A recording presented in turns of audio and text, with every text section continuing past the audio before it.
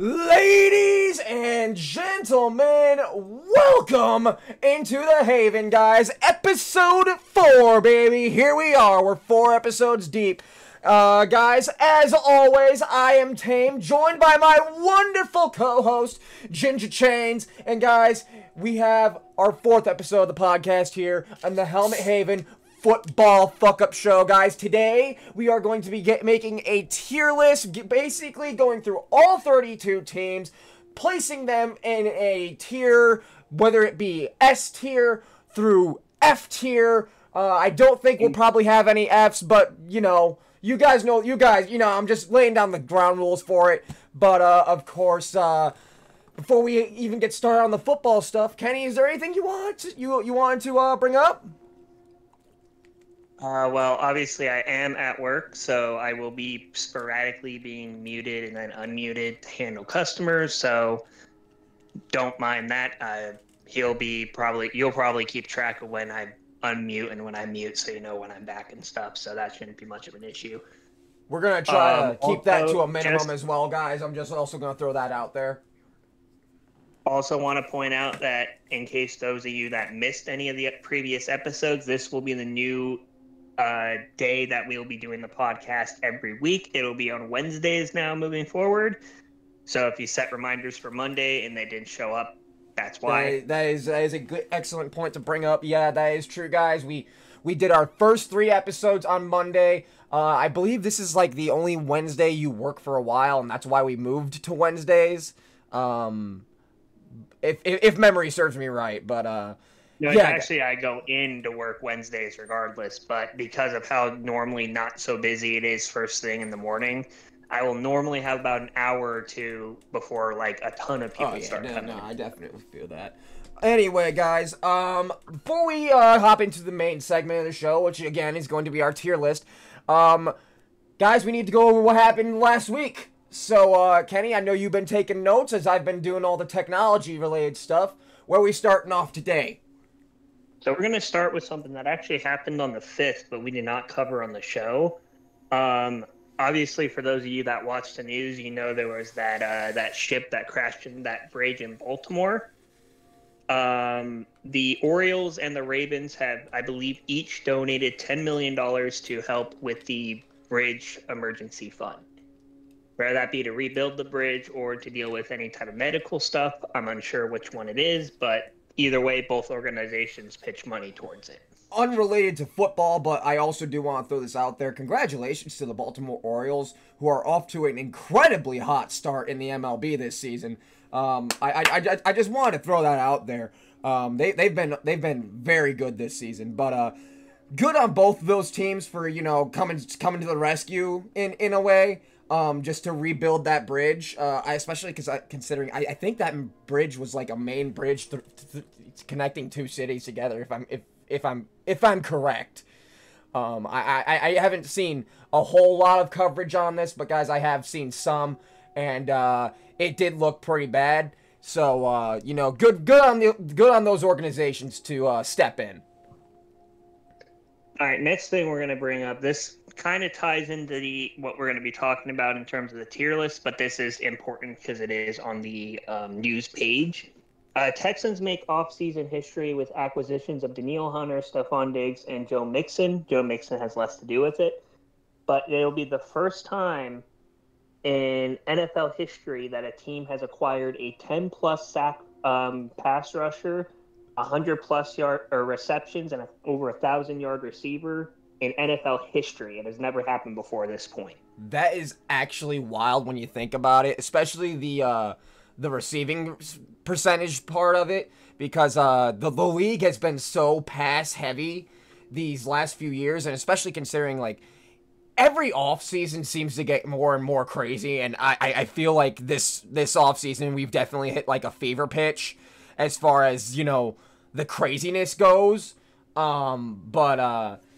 Yeah, that it's definitely something to think about.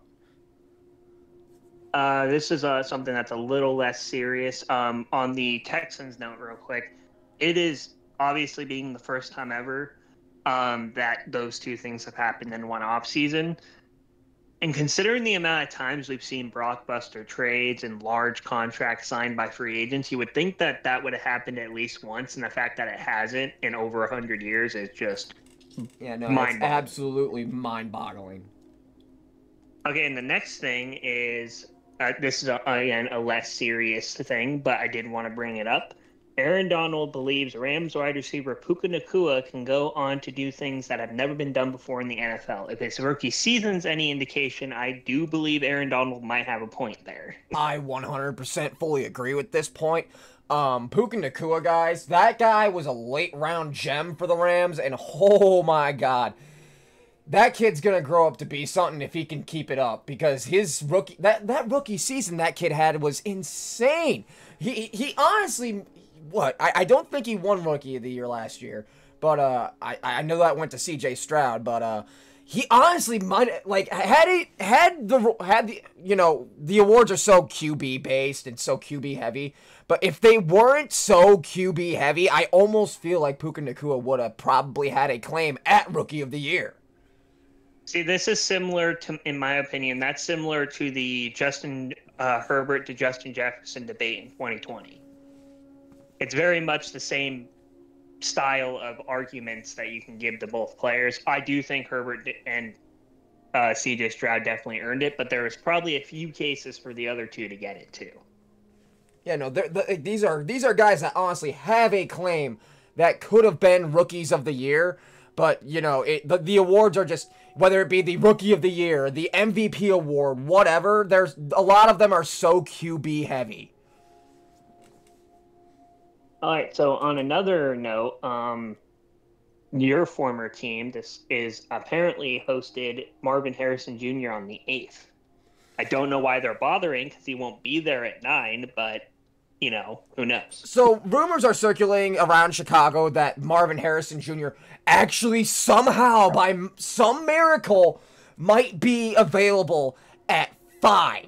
Now, I don't know if the Bears are willing to trade up to get that 5 pick.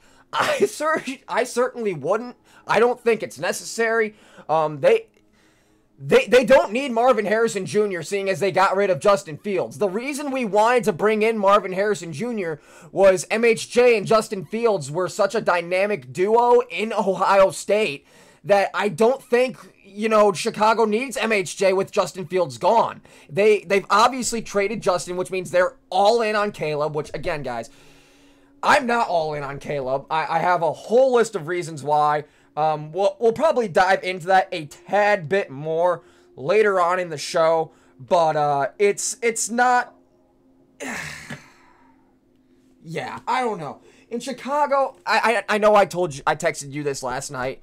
In Chicago, guys, it's not about numbers or winning. It's about selling you this idea of winning with great numbers, but none of the actual winning. It's been like this for years.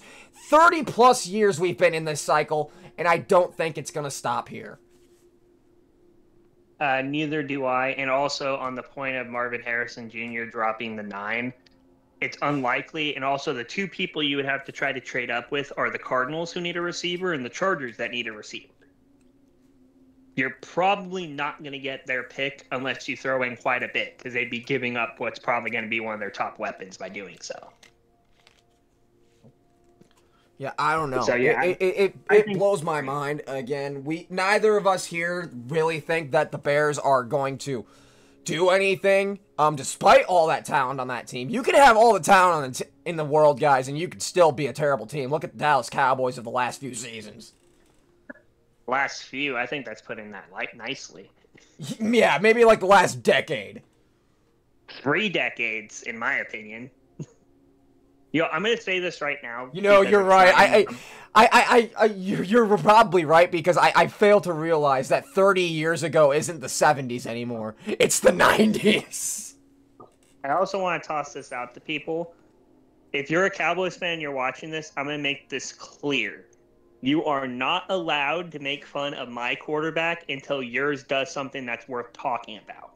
So far, you guys have made the playoffs more, but you've also got your asses blown out almost every single game you've lost, or you got outcoached in every single game you've lost. and you beat a 40-something-year-old Tom Brady when Father Time finally decided to do something about it. So Also, until you do guys, something, obviously we bash the Cowboys and tear them to bits on this show, guys. We are honestly, in a way, like Stephen A. Smith when it comes to that regard. But in all honesty, guys, if you guys are a Cowboys fan, just know that we mean this all in good fun. Don't take any of it like we actually mean it. Obviously, neither of us like the Cowboys, and that's why we do this. Okay, one interesting story. This is something we're gonna obviously see how this affects this actual season, and we're both excited about this guy. I think Indianapolis Colts quarterback Anthony Richardson continues to progress in his return from shoulder injury that cut his rookie season short. I think if he actually is able to get to a level that we saw him play at last year, because we have a very minimum sample size of him. If he is anywhere near that when he comes back, the Colts are going to be a problem for some teams, I think. I definitely can agree with that statement. They're going to need him at full health, especially if they want to compete within their division. Excuse me. Especially considering that Houston is they've obviously loaded their arsenal, and they're fully loaded. So if they want to compete for that division, they're gonna need AR-15, AR-5. I don't know what number he's wearing nowadays, but they're gonna need him at full strength. All right. So next up, we have another retirement. Cornerback Logan Ryan retires from the NFL after 11 seasons. Hey, you know what? A little over a decade. Good on him. Do we have any career accolades? I'm pulling those up right now. Because I know he's done quite a bit. I'm pretty sure, unless I'm wrong, I'm pretty sure he was the one responsible for the interception on the 1-yard line that ended the Seahawks Super Bowl game against the Patriots that year. But I might have the wrong name. Let me find his stats real quick. I need his career stats, and what I'm finding is only his last season stats, which isn't going to help us any. Yeah. Here we go. Stats, height, position, blah, blah, blah. Okay. So here we are at his career stats. He played 154 games. He had 19 interceptions in his career for about 198 yards on those interceptions, and he did have a pick six at one point in his career. I'm not seeing pass deflections yet, but I'm sure he had quite a few of those too. Well, obviously, you have interceptions, you're obviously going to have, twice as many pass deflections, if not more. But, you know what? Good for him. We wish you the best of luck in retirement, and Godspeed. 98 passes defended and 15 forced fumbles as well. Yeah, indeed. Best of luck in retirement. Also wanted to point out that he is a 2-time Super Bowl champion, obviously both times with New England. Which was the bane of everyone's existence for a while. Yeah. The Dark Empire before the Dark Empire we have now. Okay, so another interesting thing to note, this was as of yesterday. The NFL has raised standards of helmet performances and are offering 12 new helmets for players to wear during the 2024 season. I personally, I'm all for this helmet research, all that. I mean, obviously, guys, I know enough to know that unless we can somehow helmet their brain, concussions are always going to be a realistic thing. But obviously, since we can't do that, the best we can do is, try our best to try and minimalize concussions. I guess would be the word. And all this research into helmets, I know some of them look really goofy. I know George Kittle wears a really goofy looking helmet. But again, it's all based around science, guys. It's to keep these players safe. Or as safe as one can be when they get into car wrecks multiple times every day they walk into work. Okay, so one more story before we get to the new things, or to the main topic. New Bengals tight end Mike Gesicki says quarterback Joe Burrow is somebody that he's never been in a huddle with that kind of talent. That tells me, I'm going to go on a small tangent here. If you're a Dolphins fan, you're watching this, that means Tua's ass, okay? Tua's not as good as Burrow, and he's not as good as Herbert. I'll get a little more on that later, but that's all I'm going to say about that. I mean, yeah, I was about to say, if you're a Dolphins fan, that's gotta hurt. Like, that's just an easy pot shot, and, like, especially considering that I know Dolphins fans are sold on the idea of Tua, and I know certain other people are. To those people, I also want to ask, were you sold on Justin Fields? Were you? Because if you were sold on Tua, how can you not be sold on Justin Fields? They're literally the same person, except Tua's brain was at one point turned to fish paste. Also, on that topic real quick, because I feel like if I don't say it now, I will forget to mention it. Dolphins fans like to mention the fact that Tua went to the playoffs twice. Well, technically, no, he didn't. One time he did not. That was Tyler Thompson or something like that. I forgot his name. Yeah, Skylar no, Thompson? He got hurt just before the playoffs and didn't play in the playoffs. And guess what? In his one career playoff game, he scored a total of 7 points. My quarterback scored 30. So I don't want to hear anything. Yeah, it's not a good look on the Dolphins, and you know what? But if you know what, I'll say this: if you're a Bengals fan, you're probably like, "Oh shit, we are gonna be good this year." I know the Bengals are looking to avenge last season. The fall of Joe Burrow definitely did not help their plea for the playoffs, but I know they're looking to correct that mistake this season. I was making a joke about this earlier, and I feel like it's true in two different reasonings. I call 2024 season the Justin Herbert and Joe Burrow, Anakin Skywalker to Darth Vader fucking descent. Herbert's coming back, and he's going to be like Anakin to Darth Vader because he kind of looks more like Anakin. And Burrow is the fall of Anakin personified and then coming back for revenge. Yeah, it's crazy to think about. You know, Tua was obviously supposed to be the first overall pick that draft class until he got hurt because glass hips. But yeah, after he got hurt, you know, the Bengals went and got Burrow, and you know, it's crazy to think. Remember how Joe Burrow said he didn't even want to play for the Bengals, and now he's led them to a Super Bowl?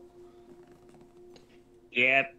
Not only that, but he led him to the Super Bowl by absolutely pimp slapping Patrick Mahomes in OT.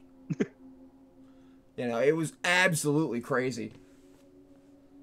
All right, so now let's get on to our main segment where we are going to grade every NFL team based on their free agency moves. A little asterisk next to this. We know people are going to be like, there are still free agents available, but there's not enough to prolong doing this now. And we obviously do have more episodes coming out, so if any big signings happen between now and next episode, we'll bring them up. But this is probably mostly going to be what free agency is going to look like at the end of it. I also have a suggestion real quick. I also feel like since this is like a tier list of the team overall, I feel like we should probably take into consideration some of the draft picks that we know these teams will probably make. Yeah, I think that's a good idea. Alright, so where are we going to start off with the teams then? We're going to start with the Buffalo Bills, who signed quarterback Mitch Trubisky to be a backup once more, Matt Collins, Curtis Samuel, Leo Collins, Dion Dawkins got an extension, as did David Edwards. The meme lord of Will Clapp has joined the Bills. AJ Espinoza has re-signed. I'm going to skip that one because nobody's going to know who the hell that guy is. Austin Jackson signed there. There was Dequan Jones has re-signed. And Taylor Rapp, along with Mike Edwards, has signed. Important to note that this is one of the teams that I will be bringing up the losses for because of just how big of these players were to their success for a while. You have Jordan Poyer, Micah Hyde, Stephon Diggs, Gabe Davis, and Mitch Morris. Those are the most notable departures for the Bills. I'm gonna let you start with your grade on this one. Okay, so overall, the Bills. If you were to ask me to put the Bills in a tier, prior to this season, probably the last 2, 3, maybe even 4 seasons, I probably would have gone S. However, due to their lack of playoff success against the Chiefs, they've proven that they can't get over that hump in the playoffs. Also, with the notable departures that this team has taken this season, I am going to have to bump them down to A. I feel like this team is still going to be very talented. They obviously still live and die by Josh Allen, but Josh Allen, as you know, when he goes God mode, he goes fucking God mode. Yeah, most definitely. What tier did you say you put them on? A. A tier, yeah. I'd say I'm going to put them roughly there too. As long as Josh Allen stays healthy like he has for most of his career, and he can make a repertoire with his new weapons quickly, I think they'll be fine. All right, what's our next team? Next one, we just brought up their quarterback, Miami Dolphins. They have re-signed Savon Ahmed and Raheem Mostert. They also have re-signed Braxton Berrios. Their new tight ends will be Jody Fortston and Jonnu Smith. They also signed a plethora or 5 offensive linemen to be exact. Only Aaron Brewer and Isaiah Wynn are ones that are notable in my opinion. Edge rusher Shaq Barrett, Tier Tart, who just signed today, I believe. Deshaun Hand, Jordan Brooks, Anthony Walker, Kendall Fuller, Nick Needham, Jordan Poyer, from a division rival, obviously. And then a new punter that'll probably be better than their previous one.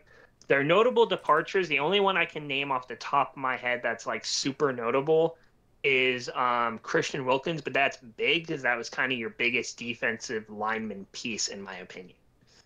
I'm going to go ahead and give this rating first this time. I know Christian Wilkins is only one. I'm sure there's more people that they lost. They brought him a good heap of people, a lot of which I don't really recognize the names of, but the ones I do recognize are pretty good players, but they are on the older side. Obviously, their division has gotten significantly weaker this year, in my opinion, in some regards. But in terms of the Dolphins standalone right now, I have to give them probably the same as the Bills, A or A+, in my opinion. I was actually about to say the same thing. I was probably going to go A. I understand that Christian Wilkins is a big departure, but I feel like this team has made the moves to go from probably a B team to an A team. If Tua can, be as good as Dolphins fans think he is. Obviously, Tua still has a lot of proving to do. A lot of people are still on the fence about Tua, and it's really an anomaly when you think about it, because we've had Tua in the league for what, 3, 4 seasons now? 4, he's entering his 5th. Yeah, no, it's crazy to think about that. People haven't figured out if this kid's good or not, and I'm kind of one of those people as well. I want to say Tua's good. He puts up decent numbers in fantasy, but you can be a great fantasy player and just not be a great, football player overall. To me, Tua's like the opposite of what Matthew Stafford was for a while. He was a good quarterback stuck on a shit team. Tua's a okay, mid, maybe decent quarterback stuck on with a good team around him. The other thing that important to note with Tua is everyone else that quarterback-wise that was drafted in that class, everyone else is pretty confident. Their team-wise is pretty confident in them. Obviously, 3 of them already got extensions in Justin Herbert, Joe Burrow, and Jalen Hurts. If nothing else, we do know that Tua can play NFL football at a decently high level. If that level is good enough to win the Dolphins a Super Bowl, who knows? But you also have to remember he does have the incredible wide receiver duo of Jalen Waddle and Tyreek Hill. And for those of you who have seen the skits of Benchwarmer Brand, he puts it perfectly. He first called it a codependent, but it's really just Tua being very dependent on Tyreek Hill playing well. Because without Tyreek Hill and or Jalen Waddle, he doesn't have the stats to back it up when they're not in the game. It's that simple. All right, okay, what's our next team?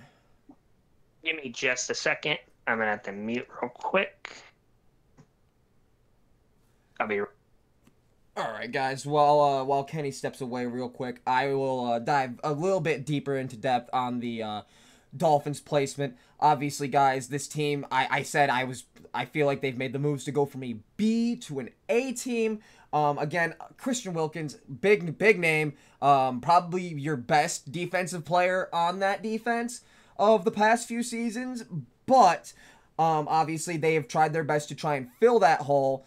They obviously got, again, I'm bringing up the wide receiver duo of Jalen Waddle, Tyreek Hill. Jalen Waddle has proven that he is, an NFL wide receiver, an NFL quality wide receiver. And Tyreek Hill, as we all know, is probably still, to this day, one of the best wide receivers in the NFL. He is obviously faster than lightning. And, yeah, guys, it's absolutely crazy. Now, as far as Tua goes, Tua can go either way. Again, guys, it's crazy to think about that this kid is going into his 5th year and we're still not quite sure if we're sold on him. But that's all I really got to say on it. Alrighty, well, next up we're going to have the New England Patriots, who have signed Jacoby Brissett, Antonio Gibson, Kendrick Bourne, KJ Osborne, Jalen Reagor, Hunter Henry, Austin Hooper, Micah Wenahu, Chukwuma Okorafor, Josh Uche, Christian Ellis, Armon Watts, Sion Taki, Kyle Duggar, and Jalen Hawkins. Those are all their signings. Their notable departures are, I believe, Hunter Henry. No, Hunter Henry's right there. Mike Gesicki was the one that left. They've obviously had Mac Jones traded away, and I don't think many of their free agents actually left the building. I think they spent most of their cap keeping their guys in town. So in terms of what I'd give them for their ranking, it's very tricky with New England because they've made some decent moves. We have an idea of what they're doing in the draft. Well, see, you also have to remember, as far as New England goes, the thing that makes this team hard to place on a tier is they're essentially starting from scratch. Brand new head coach, brand new system, brand new quarterback, almost brand new everything. I'm going to be conservative and put them in C because we have no reference for where they might be based on the fact that, like you said, new coaching staff, a lot of changes on the team. So I'm just going to be conservative and put them at C. Yeah, I'm going to go C as well. It's maybe a low C, high D. Just because obviously we know this team was terrible last season, but again, guys, this team obviously pushed the hard reset button. This is a brand new era in New England. No Bill Belichick. Brand new quarterback. It's going to take some time for this team to find their identity again. So I am going to go high D, low C, just in the spirit of competition. So I want to point this out before we move on. Jacoby Brissett is a solid pickup. I don't know why people don't understand. He's still better than Mac Jones. He's better than Bailey Zappi, and he's better than Cam Newton when he got there. He's a solid enough game manager where if you got to lean on him for a year while you figure things out, it's not the worst thing in the world. All right, next up is the final team in that division being the New York Jets, who have signed Tyrod Taylor to become their new backup quarterback. Mike Williams, Morgan Moses, Tyron Smith, Javon Kinlaw, Hassan Reddick, Solomon Thomas, Isaiah Oliver, Chuck Clark, Greg Zerline, and Thomas Morstead are all their big acquisitions. I think their biggest loss of this season up to this point, or this offseason up to this point, that I can name off the top of my head would be Bryce Huff, who left them during free agency. And I think that's kind of the biggest one off the top of my head that they lost. I'm going to let you do the ranking on this one first. Okay, so, yeah, the New York Jets are obviously looking to avenge what happened with their fallen quarterback last season of Aaron Rodgers. As far as building around Aaron Rodgers, I know last year we were all shocked when they went and got Dalvin Cook, and obviously Dalvin Cook is, he's kind of washed, guys. I hate to say it, but Dalvin Cook's washed. It was crazy to see him go from, you know, all-star running back with the Vikings to you know, he goes to the Jets with Aaron Rodgers, and he's just kind of bleh. But, guys, obviously this team is looking to make the playoffs behind Aaron Rodgers, looking to keep Aaron Rodgers healthy this season. So I am going to have to place the New York Jets in a C tier, just because I feel like they obviously have some things to prove, and obviously they need to keep Aaron Rodgers healthy. So I'm going to give them a C plus, I'd say. I'm giving them a slight bump on yours because they did go out and they did sign linemen, which is what they desperately needed to do. And that goes into the whole protecting Rodgers things. But other than that, like you said, they got a lot to prove, and we're not quite sure what we're getting with them quite yet. So, and plus, for all we know, Father Time could have finally caught up with Aaron Rodgers. Yeah, that's the other reason why C plus is kind of the right tier to put them in. Aaron Rodgers got injured last season. Maybe that's the last injury before he takes a step back like Tom Brady did. Or like Drew Brees more recently, who actually had an injury and then didn't come back the same. All right, so next up, we're going to talk about AFC North, and we're starting with the Baltimore Ravens, who obviously their biggest catch was Derrick Henry. They also signed John Johnston, Nelson Aguilar, Josh Jones. They re-signed Kyle Van Noy. They signed Justin Madubuike to a big contract for a D lineman. Brent Urban and Arthur Mollett. Their big departures were Patrick Queen and Geno Stone are their biggest departures, in my opinion. You can probably put OBJ up there, but, you know, I'm not sure if I'd personally put him there, but I'll say it just for the record here. In terms of tier list, I'm going to put them in AA+. The reason why I don't put them in S is because those two losses they had were big losses for their defense. And it might take them a second to revert that. I also want to leave room for improvement because they might hit a home run in the draft for all we know. So I want to make sure there's that small gap for improvement for them. See, I'm actually going to go out and give them an S tier. I understand that the Patrick Queen loss and the other defensive loss were big names. And, yeah, that does kind of hurt their defense a little bit. But the Ravens' defense is still very, very good. That just goes without saying. Obviously, they went and got Derrick Henry for that offense. So you know, Derrick Henry's gonna wreck shit up in that system. I'm calling it now. They have their speedy guy in Lamar, and they have their big ass power guy in Derrick Henry. Guys, this team is going to be scary. I feel like the Ravens are making their all-in push for their Super Bowl, and that is why I am putting them in S tier. Quoth the Raven, nevermore.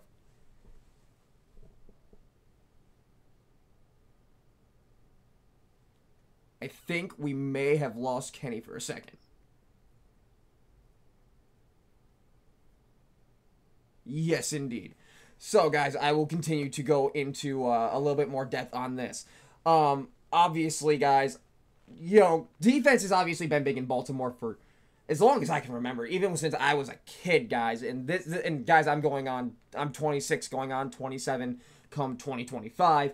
But guys, it's always been smash mouth defense in Baltimore for as long as my memory serves me. I don't ever remember the Ravens being a quote unquote bad football team. And obviously, this team made the AFC Championship last year. Obviously, it wasn't enough to get over the Chiefs. We still don't know how. I still don't know how personally. The Ravens were obviously far, far more talented than the Chiefs were. But they obviously went out this offseason. They saw where they needed to improve, and they did just that. They got Derrick Henry. Which again, guys, they're essentially going from Gus Edwards to Derrick Henry. Guys, that is a major upgrade, and I just expect this team to be very, very good. Yeah, that's all I have to say on the Ravens. Quote the Raven, nevermore.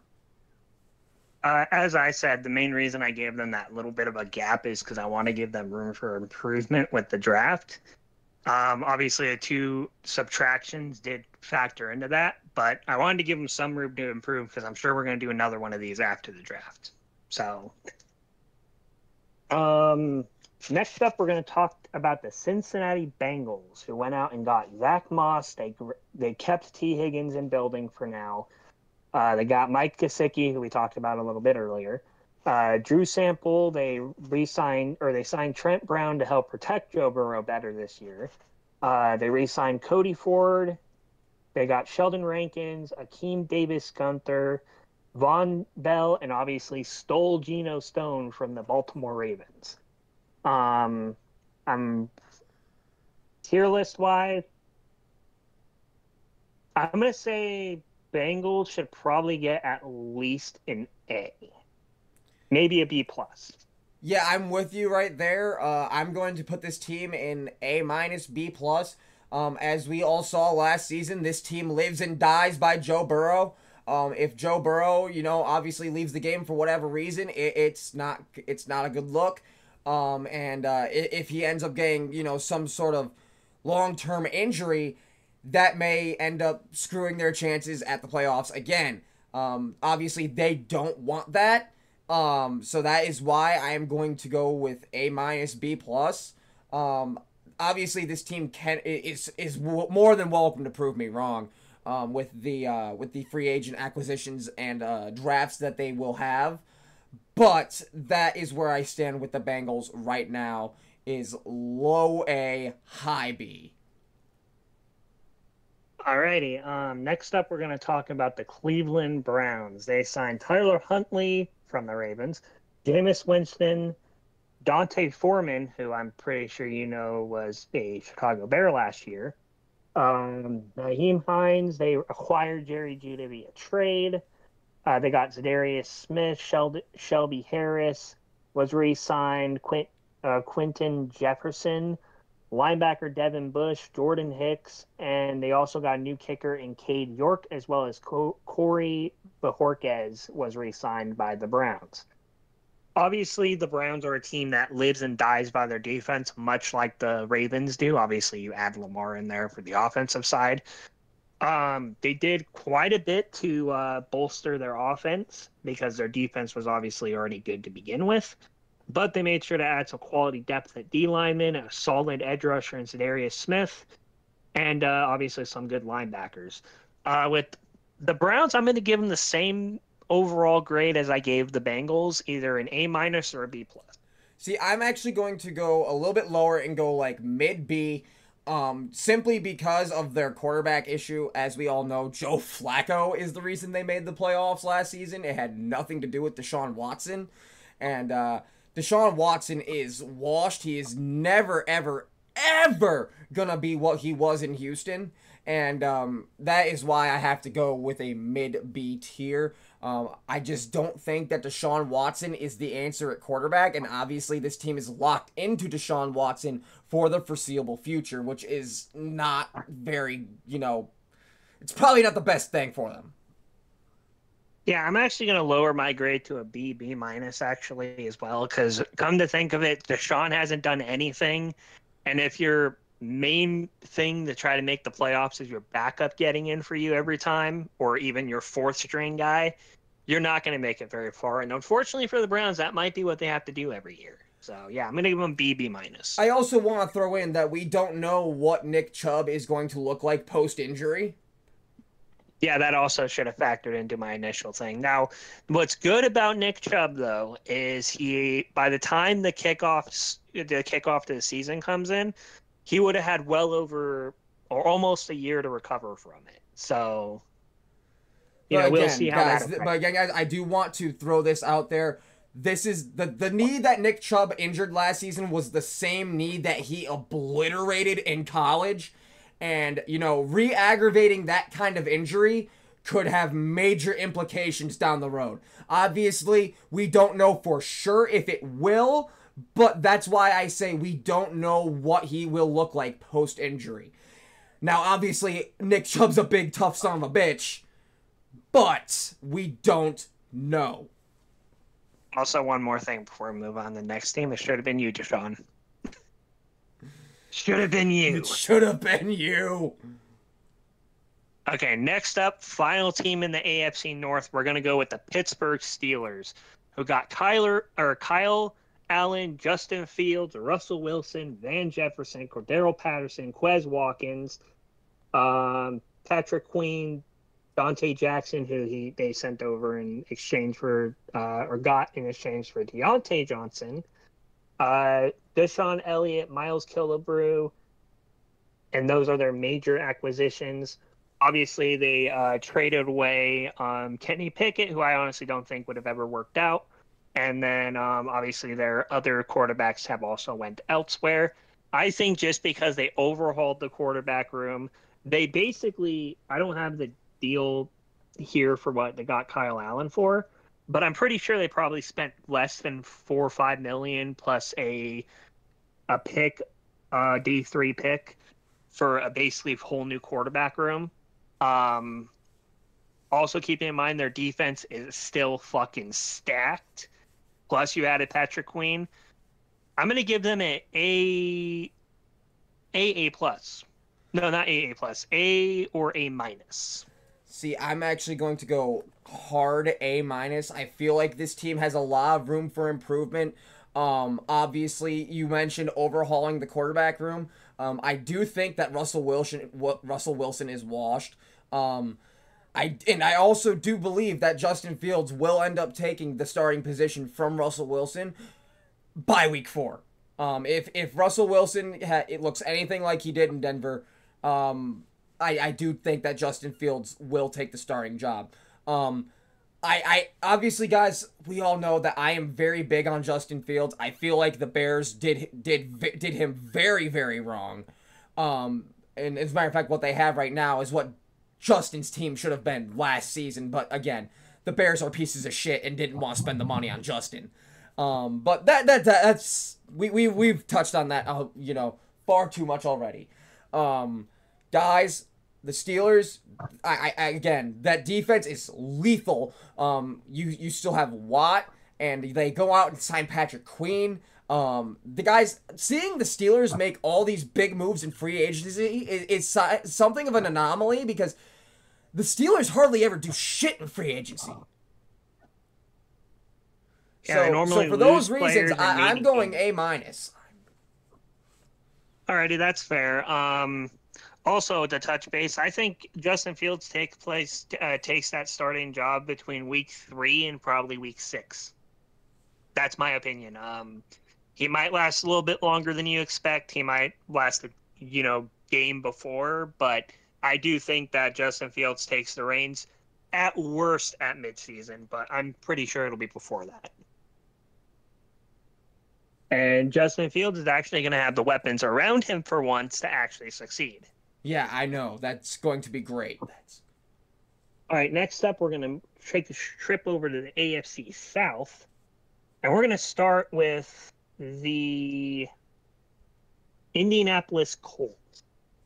They signed Joe Flacco, Trey Sermon, Michael Pittman, Gennard Avery, Raekwon Davis, Grover Stewart, Kenny Moore, Julian Blackman, and Ronnie Harrison. I'm going to let you take this one. All right, so first. the Colts for me are kind of hard to place on a tier, so to speak. Obviously we have the tiny sample size we have of Anthony Richardson that we got last season, and obviously we did touch on this a bit earlier in the show. If Anthony Richardson can be as good as we saw in that small sample size, then I feel like this team will be plenty good. But again, that's assuming that Anthony Richardson can play that way consistently. And again, we only have this tiny sample size of him. I do feel like the Joe Flacco signing may help in case that Anthony Richardson does go down again, in order to, help secure their hopes at a playoff spot a bit more. I know this team, the last 2 seasons, has been literally one play away from making the playoffs. So I do feel like that may help them because, again, you're one play away. Which means you're one tiny adjustment away from being a playoff team. So I don't know. I'm going to go B plus for the Indianapolis Colts. I think I'm right in line with you on that one, B or B plus. For much the same reasons you were mentioning. Obviously, they bring in Joe Flacco, which even at, by the way, for those that don't know, age 39 can still play football at a high level, and he was somebody we joked about being good. Yeah, I know. The whole meme was, oh, Joe Flacco's elite, and then he goes to the Browns last season, and holy shit, Joe Flacco's elite. And I do want to point out that with Joe Flacco in the lineup for the 2023 season, I want to make sure I got my facts right here before we move on to the next team here. For 2023, the Cleveland Browns obviously finished the year pretty well despite not having Watson, which I'm pretty sure we all already knew that. We all knew that wasn't going to be surprising to anybody. But if you look at the Browns games, the last 5 games specifically of the season, I'm pretty sure they won almost all of those games. I think the Bengals game was the last game they lost, and they did bench their starters that game. But of the games Joe Flacco played, I'm pretty sure he won like 4 of them. So that's pretty impressive for somebody coming off his couch, Yeah, no, that... And honestly, again, I'm going to make a little bit of a joke here. Watch the Bears not draft a quarterback and go and sign some random dude off their couch because they saw the Browns do it with Joe Flacco. I mean, we would make the joke about Mitch Trubisky, but he already signed somewhere else, so you can't even go that route. Just someone who needs a shot to really prove himself. Someone like Mitch Trubisky. He said it. Colin Kaepernick. Oh, God, no. Oh, God, no. All right, so next up we got the Jacksonville Jaguars, who have brought in Mac Jones, Gabe Davis, Devin Duvernay, Urza Cleveland, Mitch Morris. They have just today they re-signed Josh Allen to a 5-year, $115 million contract with $80 million guaranteed. They also re-signed for Oluokun, Eric Armstead, Ronald Darby, Darnell Savage, and Joey Sly. I think one of their biggest people that they lost was Calvin Ridley, but other than that, I think they didn't lose that many good pieces. For this one, it's tough because most people be like, they have Trevor Lawrence, but it's like Trevor Lawrence really hasn't played well other than 1 season. Yeah, no, it's kind of hard to place them because we don't know about Trevor Lawrence either, which is kind of crazy because he's kind of on the same boat as Tua. Is this kid good? Is he mid? What's up? I'm gonna give them C plus B minus. I'm actually going to go C. I'm actually going to go mid C, C plus, just because again we obviously know that they live and die by Trevor Lawrence, but Trevor Lawrence again is a guy that we don't know if he's good or not, and we're going into year 3, 4 of him, and Yeah, that like, how are we still asking questions about some of these quarterbacks? It's kind of crazy to really think about that we can't really peg some of these quarterbacks on if they're good or not. Yeah, and that's obviously the biggest thing that weighs down the grade to that C plus C, that range, is because we still don't know about Trevor, just like we don't know about Tua. We brought up quarterbacks earlier, but Trevor Lawrence came out in a much weaker class, and none of them are really, doing much. Justin Fields has the best chance of maybe being something still, but him and Trevor are basically the only ones, and they both have to prove it basically this year. Yeah, literally. That this is literally their prove it time, and it's gonna be hard. It's gonna be hard, but I want to see them do it. But yeah, I'm going to go C plus. All right, next up, we got the Tennessee Titans. They bring in Mason Rudolph after a pretty incredible late surge that he had last year.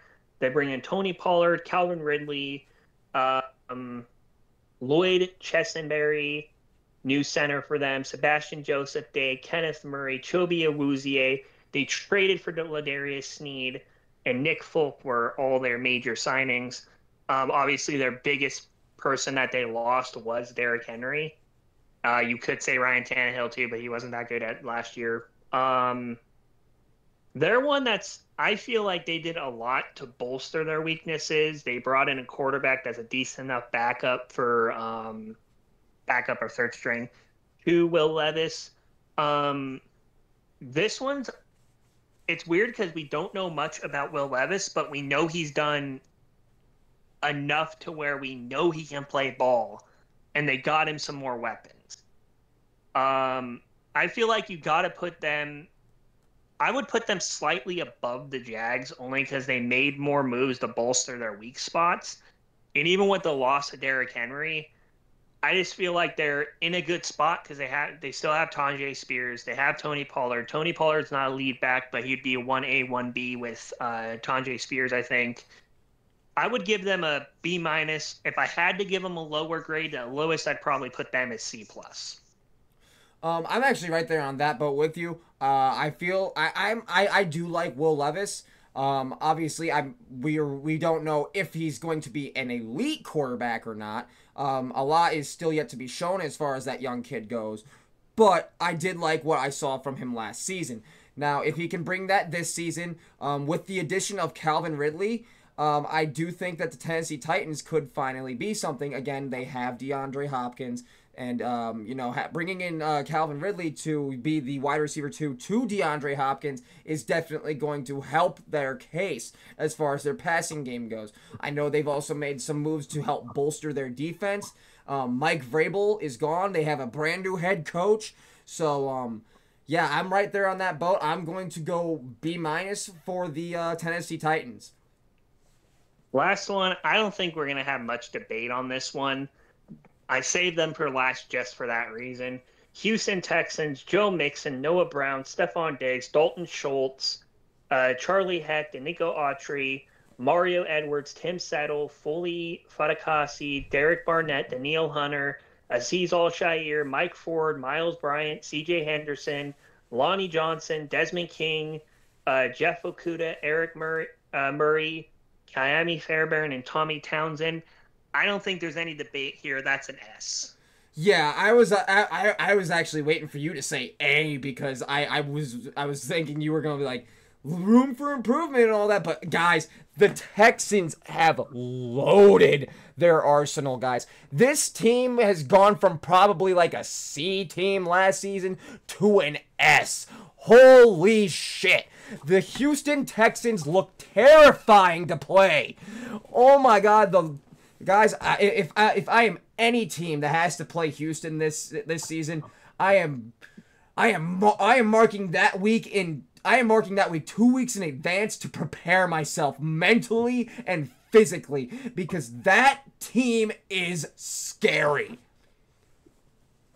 And for those that are wondering, I don't know how many might be, but the Houston Texans regular season schedule this year is not going to be that difficult. Obviously, they won 10 games last year. We talked about this earlier with a pretty makeshift team. Um, Need to make sure that these are just the games that they have this week. Okay, so I'm going to start where it doesn't say preseason. They start against Baltimore. That's a rough start, though. That is definitely a tough start, but you know what? I feel like a clash between two of our S tier teams in week 1 is going to be huge. Buffalo Bills, second week. Stephon Diggs revenge game, air quotes. Chicago Bears, Detroit Lions, Dallas Cowboys, Green Bay Packers, obviously Colts Jags, Chiefs, Vikings, Patriots, Jets, Titans, Colts, Jags, Dolphins, Titans. So yeah, they kind of have a tough season to start, maybe like the first 2-3 weeks, assuming that Caleb can actually be as good as advertised. But again, guys, I'm also gonna throw this out there. No one has made any offers to the Bears for that first overall pick, and I think there's a reason for that.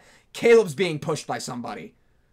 I'm just gonna throw that out there for all the delusional Bears fans out there that are sold on Caleb being, him. He's not. He's not. There's a reason that the Bears have not received any offers despite Justin Fields being gone. Okay, so let's just say we had to predict their record right now, right? I think they might lose to the Ravens week 1. I definitely think that is going to be a close ass game though. That is going to be a slobber knocker. I think Caleb Williams isn't as good as people think, and they absolutely clobber the Bears. The Lions game is gonna be a fun one, I think. Oh yeah. The Texans Dallas, looking at their schedule. Honestly, they either have win or very fun, interesting game that's probably gonna end up being an absolute shootout. Specifically for the fun game that'll probably be a shootout, we're getting C.J. Stroud versus Patrick Mahomes. Guys, it's gonna be crazy. We're getting C.J. Stroud versus Lamar Jackson in week 1. We're getting C.J. Stroud versus Matthew Stafford at some point this season. We're getting C.J. Stroud versus Patrick Mahomes at some point this season, guys. The Texans look scary, and this is the last team in the league that I would want to play besides the Ravens. All right, next up, the final AFC division. We're going to start with the Denver Broncos. They signed Josh Reynolds, Michael Burton, Adam Troutman, Matt Pert, Calvin Throckmorton, Sam Mustapher, Malcolm Roach, Cody Barton, Justin Strand, Brandon Jones, PJ Locke, and Will Lutz. Their notable departures were Jerry Jeudy, I think Jesse Jewell left, and Russell Wilson. I'm going to let you start on most of these teams just because obviously this is my division, so I will take a little more time to think about it. Okay, so for the Denver Broncos, I don't think that they have made enough moves to really make a plea at being any better than they were last season. Obviously, we do know that this team is going to try to trade up for a quarterback. How realistic that is, I do not know. But we know that they're going to try. But if they don't, I know that their starting quarterback is Jarrett Stidham, and that's not a good look. So for that reason, I have to put them in D. I'm sorry, Denver fans. I'm sorry, Jiffy. I know you're my boy. I know that's your team. But I'm sorry, I have to put them in D. I don't have a choice here. My hands are tied. I'm going to put them at D-. They haven't done shit to get better. They got rid of a lot of their really good veteran guys. Oh, yeah, real quick note, because I said I was going to talk shit about the Broncos today. I am actually going to make a twist here, and I'm not going to do that this week. I'm going to do that next week. I'm actually going to decide to flame Emmanuel Acho instead because I hate that guy. That'll be later. But yeah, D- for the Broncos. All right, who's our next team? Next up, we have the back-to-back Super Bowl champion Kansas City Chiefs. They bring in Carson Wentz, Clyde Edwards-Helaire, Marquise Brown, Irv Smith, Chris Jones stays, Derek Nottie stays, Drew Tranquill stays. Matt Ariza comes in to be a punter after he was wrongfully accused of the R word, by the way. And yeah, those are their major notable people that came in. Um, they obviously lost L'Jarius Sneed. That's their biggest loss. But dude, as much as I don't want to put them there, I still have to put them in S because we know they have Mahomes. We know they have Kelsey. They know we have fucking Reed. As long as they have those guys, they're fine. And I So there's also no want to point throw in in. I also want to throw this in. The Kansas City Chiefs went out and actually got a wide receiver this season. They went and got Hollywood Brown. I'm sorry, guys. Like, I don't think the Chiefs are going anywhere. And I'm right there with you. I don't want to do it, but I'm sorry. God damn it. I don't have a choice. I have to put them in S. I don't want to, but I have to. I'm going to mute real quick. Just give me 1 sec. All right, so while he does that, guys, I'm going to go a little bit more into depth, guys. Like Kenny said, as long as they have Patrick Mahomes, this team is going to be scary. They obviously just won a Super Bowl with probably the weakest they've looked in the last few seasons, ever since they got Mahomes, and they still won the goddamn Super Bowl. I don't know how or who is going to stop the Kansas City Chiefs. I hope that we can have someone that can, but oh man, like I said, guys, I don't want to, but my hands are tied. They went out and actually improved that team. They still have Chris Jones for that defense, which again, that is by far their best defensive piece, and which they've been able to maintain. And yeah, guys, this team is fucking terrifying. I don't know if the Texans and Ravens will be able to compete with them, just because, league bias and whatever. We've already touched on that briefly. I know we did that in week 2 with Mike. But guys, again, we don't have a choice. Neither me nor Kenny want to do this, but we don't have a choice. The Kansas City Chiefs are an S-tier team until further notice.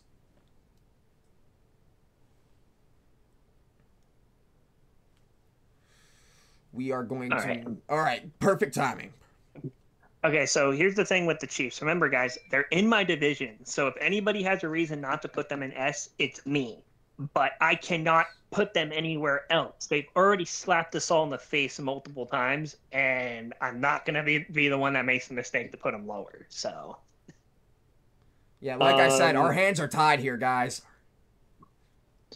Las Vegas Raiders are next. They bring in Gardner Minshew, Amir Abdullah, Alexander Madison, Andre James, I think is how you pronounce that, Adeem Butler, John Jenkins, and Christian Wilkins.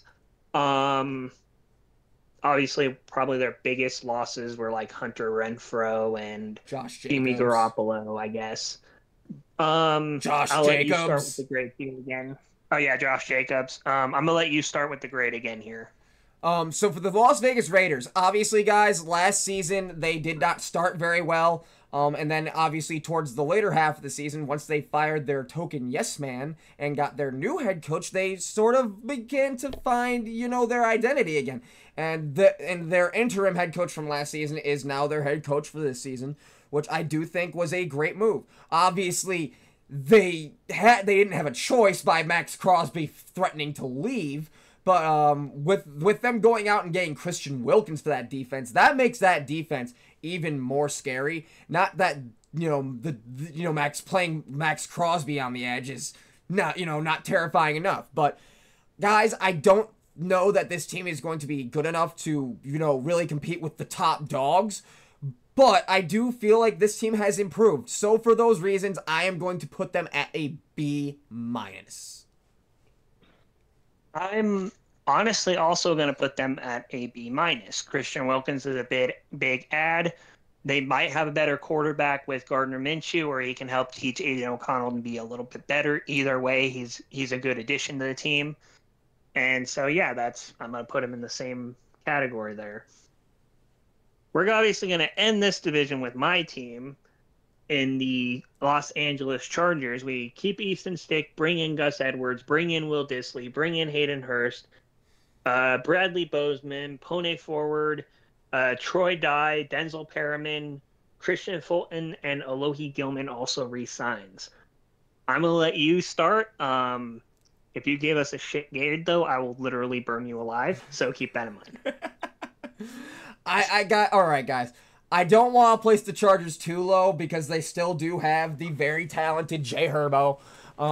However, this team has lost quite a few notable players on their offensive side of the ball, being Austin Eckler, Mike Williams, Keenan Allen. And obviously we do know that their goal is to go out and draft a young wide receiver in the draft. I don't know that this team is going to be able to compete with those top dogs, just like the Raiders. However, I feel like they're kind of on a similar ground to the Raiders. I'm going to put them at a B-, maybe high C+. It all depends on how things go, on how well this team can gel together. That defense is still very good, and obviously with Brandon Staley gone, I would sure hope that their defensive play calling is going to be much better. But I don't know with those offensive losses that this team will be able to compete with those big top dogs. By the way, if you put them in C+ tier, I'll literally punch you in the throat. Just so you know. So you better say B- right now. Like I said, it all depends on a few variables. Say Justin Herbert gets hurt. I feel like that would probably knock them down to a C+. Obviously, that there's a few things that play into this. It's all a whole matter of variables. Again, I don't think that you're going to be able to compete with the top dogs, but I feel like you know that as well. Just being a realistic football fan. See, the thing is, though, and I'm just going to make this clear before I move on to me giving my grade. Don't think I'm not petty enough to fly all the way over there to beat your ass for putting them in C+ tier. I'll probably hang out with you afterwards, but I will beat your ass first to be in C+ tier, just so you know. We can sell it to pay-per-view, dude. That. We can sell it to pay-per-view. We can build a whole ass ring and everything. By the way, how tall are you? I am 5'9". Oh yeah, you got a problem, bud. You got a problem, dude. I'm 6'2", almost 6'3". That'll be like Bryce Young trying to fucking fight Andy Dalton. Here's the thing, though. I'm quick on my feet. I'm agile, so you'll have to catch me first. Apps. Okay, now, anyways, my grade, I'm gonna put them at a B. I refuse to put them on the same level or lower than the Raiders. I don't care what anyone says. Again, customer, 1 second. You can talk real quick while I do this.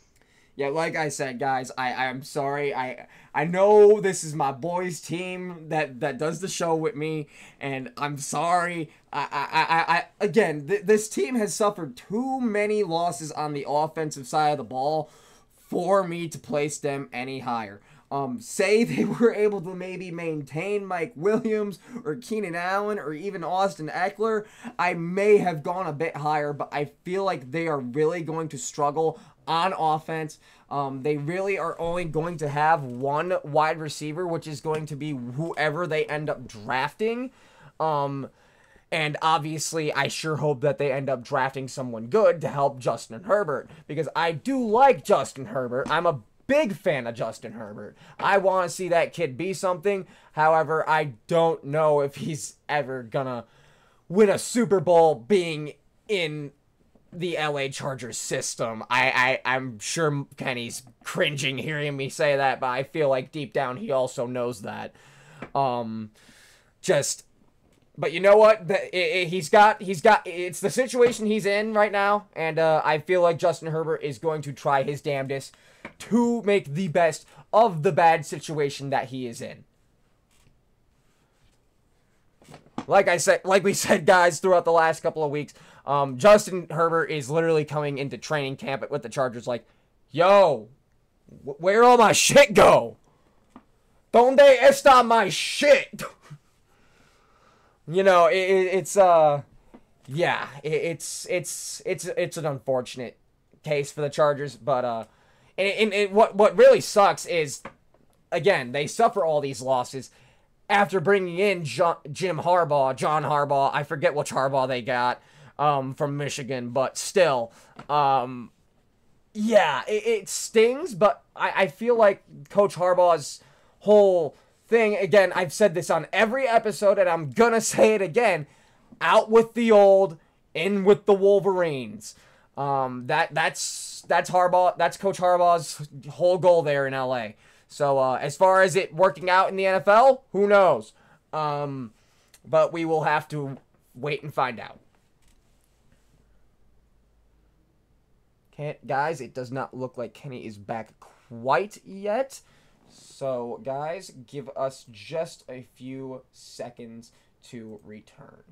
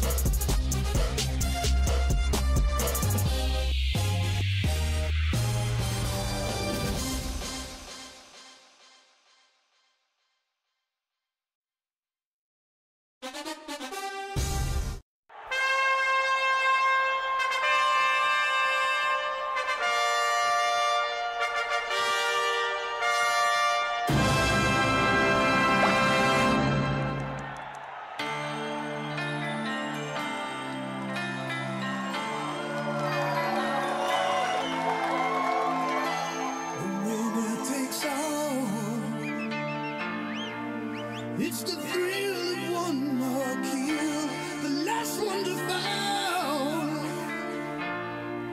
We'll never sacrifice their will. Don't ever look back on the world closing in. Be on the attack with your wings on the wind. All the things will begin, and it's sweet. Alright, finally back. Alright, welcome back. Were you able to hear everything I was able to say? Yes, and when it comes to losing personnel, I want to bring up the fact that we really have only not replaced Mike Williams and Keenan Allen so far with people that are either on roughly the same level or kind of a little bit better, in my opinion, in some instances. Plus, something that's important for me to note is we basically had to get rid of either Mike Williams or Keenan Allen to become cap compliant. For those of you that don't know what that means, depending on the severity of it, the team could be fined up to $5 million per instance, loss of draft capital, all their current contracts that were signed during the period before they got cap compliant would either be, or that would become void. So when you re-sign people that year, before getting cap compliant, those will be null and void, and you won't be able to sign anybody until you get under the cap. So we basically had to lose one or the other regardless of what we did. So that's why I'm putting them above the Raiders, because unfortunately in our circumstance, we had to lose one of them in order to actually add the pieces we've added. I guess that is fair. Cap issues always do play a factor into players, coming to a team and leaving a team. So that is a fair assumption. But I am going to stand on my ground of probably a B- team. Okay, next up, we're going to move on to the NFC East, where we'll start with. Let's go ahead and start with the Washington Commanders, because I feel like theirs is probably the most fun to talk about right now in that division. Jeff Driscoll, Marcus Mariota, Austin Eckler, Jamison Crowder, Alomidi Zacchaeus, Zach Ertz, Tyler Biadasz, Michael Dolter, Dorrance Armstrong, Cleveland Farrell. I hate that guy. Dante Fowler Jr., Frankie Louvu, Bobby Wagner, Makee Walker, Michael Davis, James Pierre, Jeremy Chin, Brandon McManus, and Tyler Ott. Jesus I'm not gonna Christ, they've talk. overhauled that entire fucking team. For the purpose of the fact that they have, like you mentioned, overhauled the team, they did bring in some okay options at quarterback, though I'm sure they're going to end up drafting somebody. And again, they just built that offense. They obviously they still have Terry McLaurin, so he has somebody else to throw to now instead of just him, whoever's going to be there. Zach Ertz is solid, even though he's pretty old. Washington, honestly, I think you got to give them at least a B just because of how much they've added to the team. I could definitely agree with you. I feel like Washington is a hard B tier team. I feel like this team may struggle against the A tier and S tier teams, especially. But I feel like they can. But I feel like they have added enough pieces to this team and overhauled this team. And obviously, new ownership definitely does play a factor into this. More people are going to want to come to play for Washington with Dan Snyder gone. So for those reasons, I feel like they may be able to, compete with the A-tier teams. I don't know that they will obviously beat the A-tier teams, but I feel like they can obviously compete with some of them. So for those reasons, I am putting them on a B, maybe a B+, depending on how well the draft goes for them. Yeah, I think that's pretty clear. New ownership, new coaches, new scheme, new players. All around, that's going to be a fun team to watch next year. Let's go ahead and talk about the New York Giants next. They bring in Drew Lock, Devin Singletary, Miles Boykin, Isaiah McKenzie, 5 new O-linemen. I don't know how many of them will start, but they got a whole linemen, rather it be backups or starters, either way. Most of which, John Runyon, I think, is the most known out of those. They obviously acquired Brian Burns from Carolina. You got Isaiah Simmons back, Darnell Holmes, and Jalen Mills. With the Giants, their one biggest mistake didn't even come this year. It came last year when they chose Danny Nichols over Saquon Barkley, who we'll be talking about later.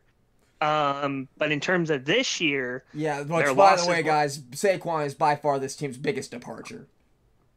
Yeah, by far. It's easily not even remotely close. And I don't think there's anybody else to even bother mentioning other than maybe Tyrod Taylor. Yeah, and even but then... other than that. But I have to give them C+, I think. B- you can probably argue, but it'll be somewhere in that range. No, I'm actually going to go C, C-, due to this team being locked into Danny Dimes. Unfortunately, guys, this team is heading into year 6 of Daniel Jones, and I feel like we all know by now that Daniel Jones is not the answer. He had the fluke season 2 seasons ago, which made the Giants think he might have been something, which is why he's still around. And obviously, we saw last season it stabbed them in the back. It bit them in the ass. And it's not going to work out. So, guys, I'm sorry, Giants fans. You lost Saquon, which was by far your best offensive playmaker. And for those reasons, I have to put them at a C- D. I think we even this out right in the middle, and we call them a C- team, I think. Because being locked into Daniel Jones definitely hurts you. Basically, you chose Danny over Saquon is what that boils down to. And that alone, I think you have to put him at C just for that alone. Even though it didn't technically happen this year, it affected this year. Yeah, unfortunately. All right, next up we got the Philadelphia Eagles, who brought in Will Grier, Kenny Pickett, Saquon Barkley, Harris Campbell, Devontae Parker, Albert O is what most people just call him. They re-signed Landon Dickerson, Matt Hennessy, Brandon Graham returns, Bryce Huff has been brought into the fold. Julian Okwara, Devin White joins the linebacking core along with Zach Bonds and Oren something. Tyler Hall, Avonte Maddox returns. CJ Gardner-Johnson returns. Jake Elliott signs a 4-year deal with them.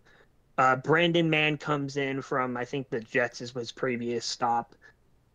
The most notable departures for the Eagles is DeAndre Swift and the retirement of Jason Kelsey. I think the Eagles, you got to put him in A plus. You might be able to say S, but we saw them collapse last year when we thought that, so that's the only reason I'm thinking A plus. See, I'm actually going to go A-A, just due to the catastrophic collapse that we saw last season. Obviously, they still had talent last season, and we still witnessed a utter collapse. Also, I feel like with them losing Jason Kelsey, which is the entire reason the tush push even worked in the first place, I don't know that they really have another, weapon in their arsenal to fully utilize like they did the tush push.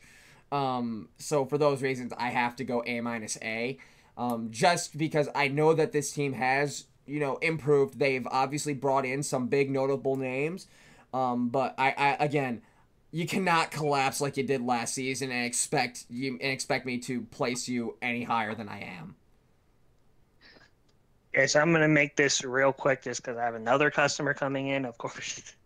We're ending off with the Cowboys, Rico Dowdle, Chuma Adaga, Eric Kendricks, Jordan Lewis, and Trent Slag. F minus. There's no debating it. They're an F.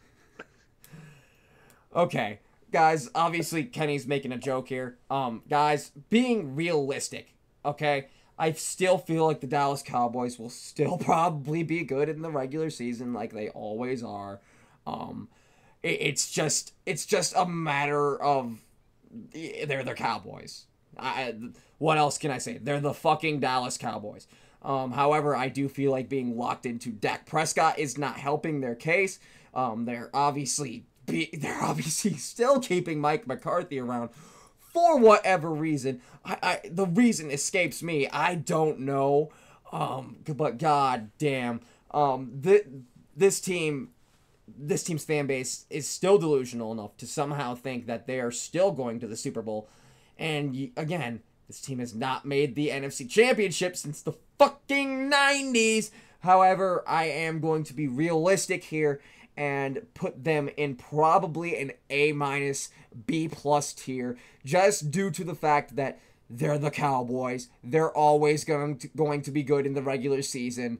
And then they're obviously going to collapse against probably Green Bay in the postseason. So yeah, for those reasons, I go A-B+. I don't know if Kenny is back yet. Okay, let me go ahead and give my actual grade now. I think everyone knows that if it was just based on free agency, it would have been F, but we're not just basing it off of that. So I would give it a B just by looking around at what everyone else has done in that division. I can't put him in A+ because I feel like you can't put him on the same plane as Philadelphia after the moves they've made. Yeah, no, I can put him in A+. I said A- just to do the fact that they're the Cowboys. They're always going to be good in the regular season. I think we're gonna go with A- just because that's the one we both said. Yeah, I feel like that's a fair placement. Okay, so next up, we're going to move on to the next division,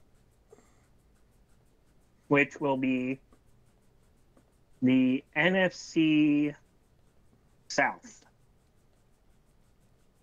We're going to start with the Atlanta Falcons, who bring in Kirk Cousins, Ray McLeod, Daryl Hodges, Darnell Mooney, Rondell Moore, Charles Warner, Storm Norton, Eddie Goldman, Kadavius Street, Antonio Hamilton, and Liam McCullough. I got to give the Falcons. Obviously they reside in Tank Division, so we have to keep that in mind. I got to put them at a B minus C plus. Just the addition of Kirk Cousins, I feel like you got to put him somewhere in that range, maybe even a little bit higher. But they also made sure to bring him a couple new weapons so that he has a more depth-worthy core of weapons instead of just Pitts, London, and Bijan. And they also made sure to bring in some a few extra tackles to hopefully help protect him a little bit better than what Desmond Ridder got. So for that reason, I'm going to say B minus. I'm going to go with that one for now. I'm going to go with the same route with a B minus. I do like a lot of the moves that this team has made to improve this team. However, my main concern for this team is they brought in Arthur Smith to be their new offensive coordinator. I don't know how smart that is. That's the Steelers. Oh yeah, sorry. Blah. Oh my god, guys. My brain's elsewhere right now. I smoked right before the fucking show. Yeah, no. I'm sorry. Disregard what I just said. So I'm still going to go same placement. We all know Kirk Cousins is coming off an ACL injury from last season. That has been well documented. However, I do feel like the weapons that Kirk has at his disposal, with the notable addition of Darnell Mooney, and obviously they still have Drake London, they still have Kyle Pitts. This team still has talent there, and obviously this team was one of the top spots for Justin Fields to go due to the fact that they have the talent there. So I feel like that's a solid placement. Is a B minus for the Atlanta Falcons. They have improved, but I don't know how vital those improvements are going to be to them having long-term success. All right, next up, we're going to talk about the Carolina Panthers. They bring in Deontay Johnson in exchange for Dante Jackson, as we talked about already. David Moore, Josh Nyman, Robert Hunt, Damian Lewis, Levon Chason, Jadeveon Clowney, DJ Wonham, Derek Brown, Ashawn Robinson, Josie Jewell, Troy Hill, Dane Jackson, Sam Franklin, Jordan Fuller, Nick Scott, and JJ Jansen.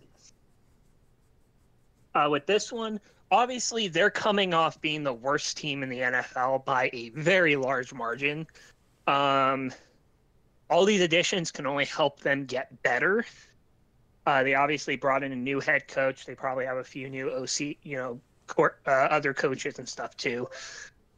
So I'm gonna give them a C. I'm gonna be conservative.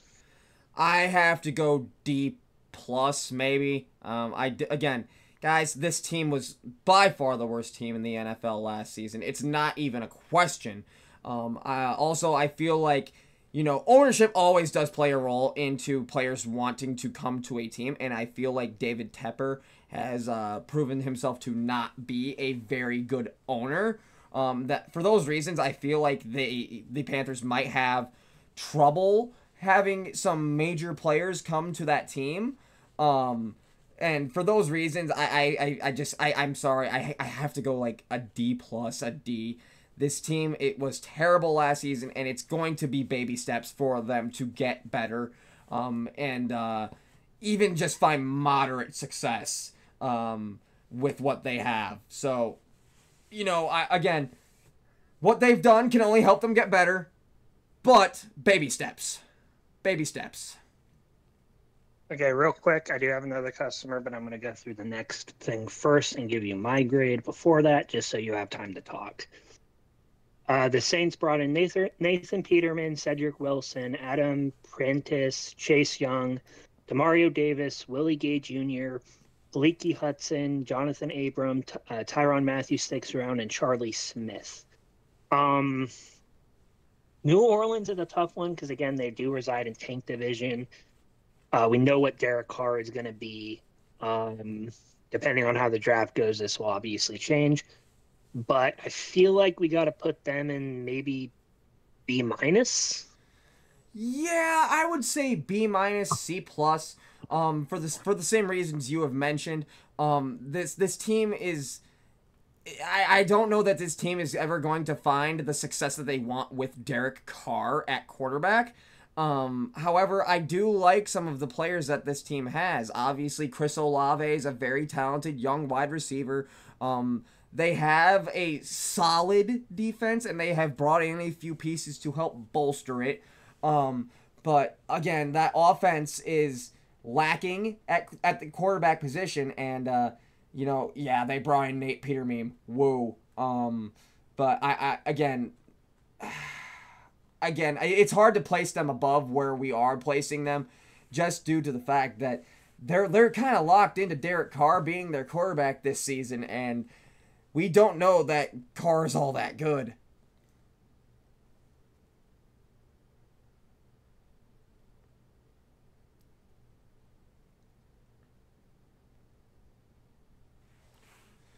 Alright, guys. We are waiting just a minute for my boy to get back.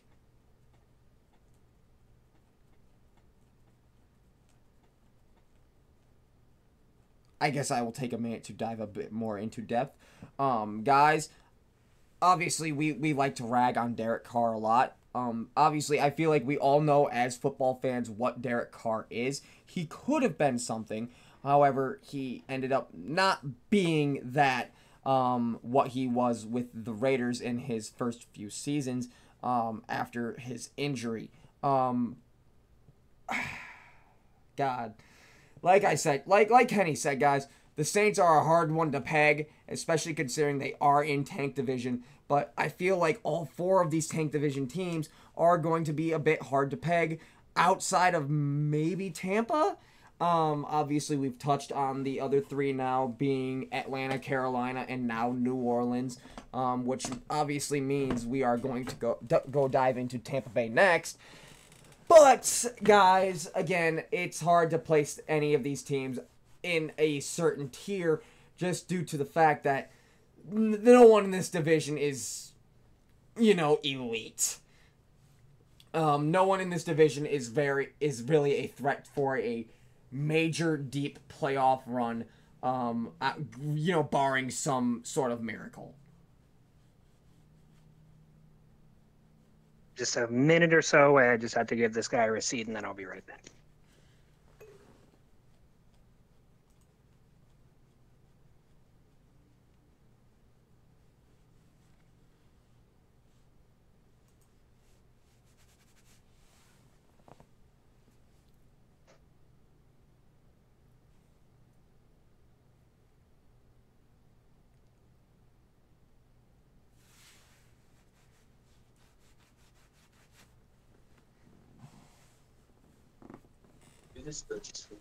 Yeah.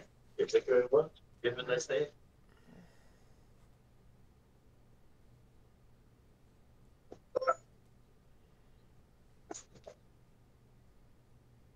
We back? All right. All right, cool. I'm back. And now it's time for Tampa Bay. Let me see here.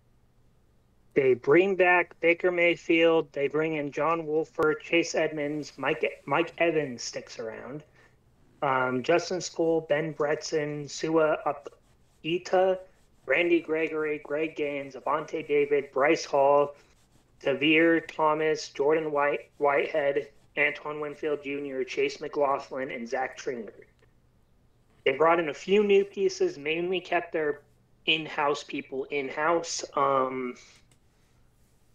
I gotta say B+ for them. They kept all their weapons. They brought in a few newbies, but based on them winning the division last year and them not changing much and only getting slightly better, I do still have to put them at B+ just because it's above everyone else in the division at this point. I am going to go B+, A-, just due to the fact that they were able to maintain all of their weapons, and obviously they are all in on Baker, and rightfully so. Guys, we all saw the major improvements that Baker Mayfield made last year with the Tampa Bay Buccaneers, going from from Cleveland to Carolina to LA to Tampa, where he now has Mike Evans. He also has Chris Godwin.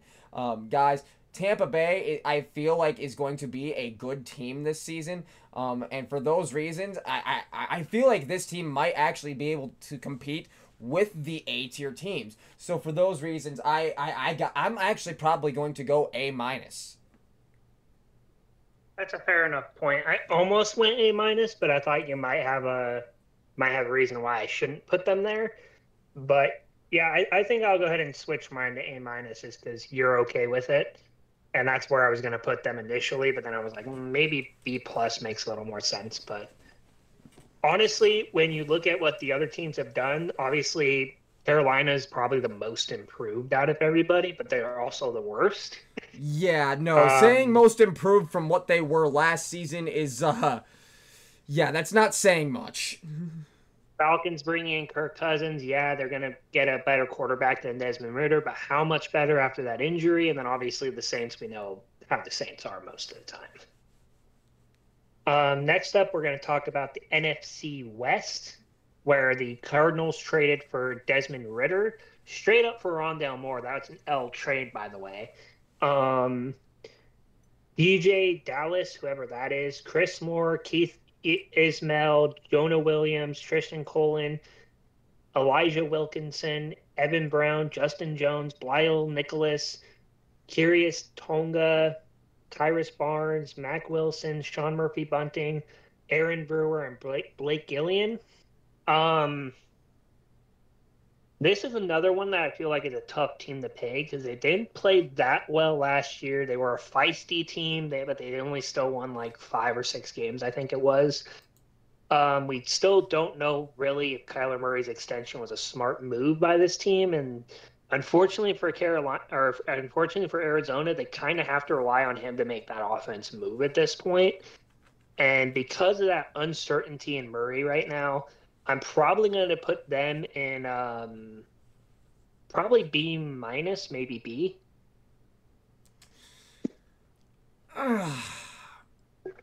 Yeah, it's hard to say.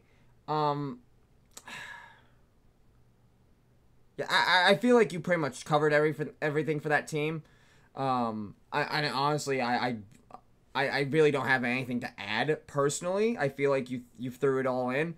This is a hard team to peg, and just trying to put them in a tier is it's kind of hard. Oh, yeah, most definitely. Next up, we're going to bring up the Los Angeles Rams. They bring in Jimmy Garoppolo, Demarcus Robinson, Colby Parkinson, Devin Dotson, Jonah Jackson, Laryl Mush. I don't even know how to pronounce that. Christian Rosboom, Tre'Davious White, Darius Williams, and Cameron Curl. Obviously, their biggest departure was the great Aaron Donald. But even with that, I think they brought in enough defensively. They have a few more names there now that are at least somewhat good. It's not just Aaron Donald, and that's about it. Not to mention they have a first-round pick this season. Yeah, they can probably draft someone. Mind you, they're not going to be as good as Aaron Donald. Probably not even close. And if they do, it'll take a few years. But I think with the Rams, you kind of got to put them at B plus. I think they're a little bit better than Arizona, even with the loss of Aaron Donald. I still think they're definitely above Arizona still. Yeah, no, obviously Arizona, we all expect to go and get Marvin Harrison Jr. to help bolster their wide receiver room and help Kyler Murray out. But as far as the Rams go, I feel like you probably put them in a solid placement. I'm going to personally go with a hard B, maybe a B plus. This team is solid. They obviously still have Puka Nacua. If Matthew Stafford can stay healthy, I feel like this team may be able to take that division. Maybe. Who knows? It's certainly a possibility, but again, guys, this team was not awful last season as we all expected them to be. And again, they have their first round pick this season, so who knows what they do with it. Okay, yeah, I think we've nailed that one pretty good. Next up, we're going to talk about the San Francisco 49ers. They bring in Brendan Allen, Joshua Dobbs, Chris Conley, John Filisani, Colton McKivist, Leonard Floyd, Yoter Mosgratos, Malik Collins, Jordan Elliott, Kevin Gibbons, Levandre Campbell, Demetrius Flanagan Fowles, Isaiah Goldham, and George Odom. Honestly, you can't really put San Fran anywhere but S right now. They're still the clash of the NFC, I think. You know, I just said that I feel like LA might have been able to compete for their division, completely forgetting that they share a division with the Niners. Let me retract that, guys. But yeah, I feel like with the San Fran, you can really only boost depth really at this point, and probably bring in some decent enough starting options, I suppose, when you need them. But yeah, I think they're S just because they're so well built and they don't have much they need. Yeah, no, they were S tier last season. They're going to be S tier again. They're just like the Chiefs, in my opinion. They are S tier until further notice. Thank you. Salt. My mom is another salt. I'm one of seven. All right. Give me just a sec. Yeah. Like I said, guys, San Francisco, S tier team. They were last year. They to be honest, they probably were the season before as well. Guys, like I just said, San Fran is just like the Chiefs, S tier until further notice. I don't think that there's really going to be any team that can touch them other than the other S tier teams, being the Chiefs, the Ravens, and the Texans. And even then, I feel like the Texans may struggle with the Niners. I feel like the Ravens may struggle with the Niners, assuming that these teams do end up meeting at some point this season. I don't know everyone's schedules, guys. Obviously, that there's 32 teams, 18 weeks. That's way too many matchups for me to remember, all in one sitting. But I feel like they are an S tier team until further notice. And again, there's just not really a comparison unless you're looking at the other S tier teams that we've really put up there, being Houston, KC, and Baltimore. And keep in mind, for those S tier teams, they're all in the A, which means unless they meet them in the regular season, the only way we'll know is if one of those three teams makes the Super Bowl against them. Yep. All right, real quick, I wanted to make sure this was known. The teams that San Fran will be playing this year are obviously their division rivals: Chicago, Detroit, New York, New England, Kansas City, Dallas are home. And then away would be Green Bay, Minnesota, Miami, the Dolphins, the Bills, and the Tampa Bay Buccaneers. How many losses can you legitimately put on the record with that? Yeah, I don't know. Maybe 3, 4 max. I think maybe they lose one to either the Rams or the Seahawks, maybe. And then maybe they lose against the Lions, perhaps the Chiefs. But that's about all I see here. Yeah, like I said, 3, 4 losses max. Maybe 5 if some sort of crazy bullshit goes down. I don't know. If they rest their starters in the final week, that'll probably be a loss. But other than that... All right, so last up for this division, we have the Seattle Seahawks. End of an era there as well. They bring in Sam Howell via trade. Laviska Shenault, Pharaoh Brown, Noah Fant gets re-signed, George Fant, Nick Harris, Leonard Williams, Jonathan Hankins, Jerome Baker, Tyrell Dotson, Artie Burns, Kayvon Wallace, and Rashawn Jenkins. I'm going to let you start this. Okay, so for the Seattle Seahawks, guys, I do like some of the moves that they made. Guys, obviously, a lot of people aren't sold on Sam Howell yet, and I'm not going to lie, I'm not fully sold on Sam Howell yet either. However, I do think that Sam Howell does have something left to prove. Again, for a large portion of last season, Sam Howell was leading the league in passing yards. It's crazy to think about, but that is a true statistic. seeing him go into a new system. Obviously he's not going under Pete Carroll's head coaching. He's going into a brand new system, brand new Seahawks. As Kenny mentioned, it's the end of an era there. But with Sam Howell coming in to back up Geno Smith, that definitely adds some depth in that quarterback room.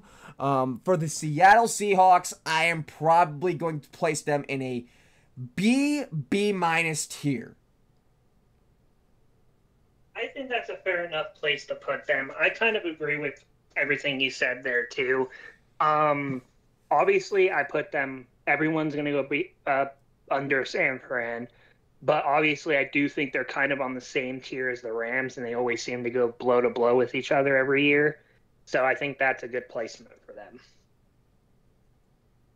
We saved the last division as the NFC North. We're going to start with the Minnesota Vikings, who brought in Sam Darnold, Aaron Jones, Brandon Powell, Trent Sheffield, Johnny Munt, David Quisenberry, Dan Feeney, Jonathan Grenard, Andrew Van Ginkel, Jerry Tillery, Jonathan Bullard, Jonah Williams, Blake Cashman, Kamu Gruger-Hill, Shaquille Griffin, and John Parker Romo. Notable departures. San Fran's notable departures are obviously Kirk Cousins, KJ Osborne, and Danielle Hunter. I'm going to let you start with this one. I have a customer. I'll be right back. Yeah, all right. Guys, Minnesota is obviously going to look to draft a quarterback in the draft with their first round pick. They're probably going to end up landing someone along the lines of J.J. McCarthy, probably. Obviously, there have been rumors circulating around Minnesota and around the league that Justin Jefferson wants out of Minnesota. I don't blame him. I would want out too. As of right now, their QB1 is Sam Darnold, but again, they're looking to draft a quarterback. We all know this. I don't feel like Minnesota is dumb enough to head into week 1 with Sam Darnold as their QB1. However, this team has lost a lot of talent. Justin Jefferson is frustrated beyond all hell. I cannot put this team above a C for those reasons. There's a lot of turmoil going around this team, and obviously they have shed so much of what made that team function, and I don't know how well that this new Vikings team will be able to run. So for that reason, I have to put them in a C.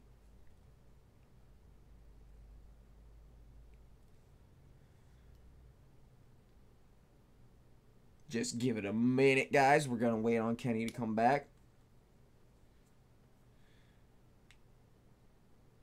I guess I can take a second to dive into the division there.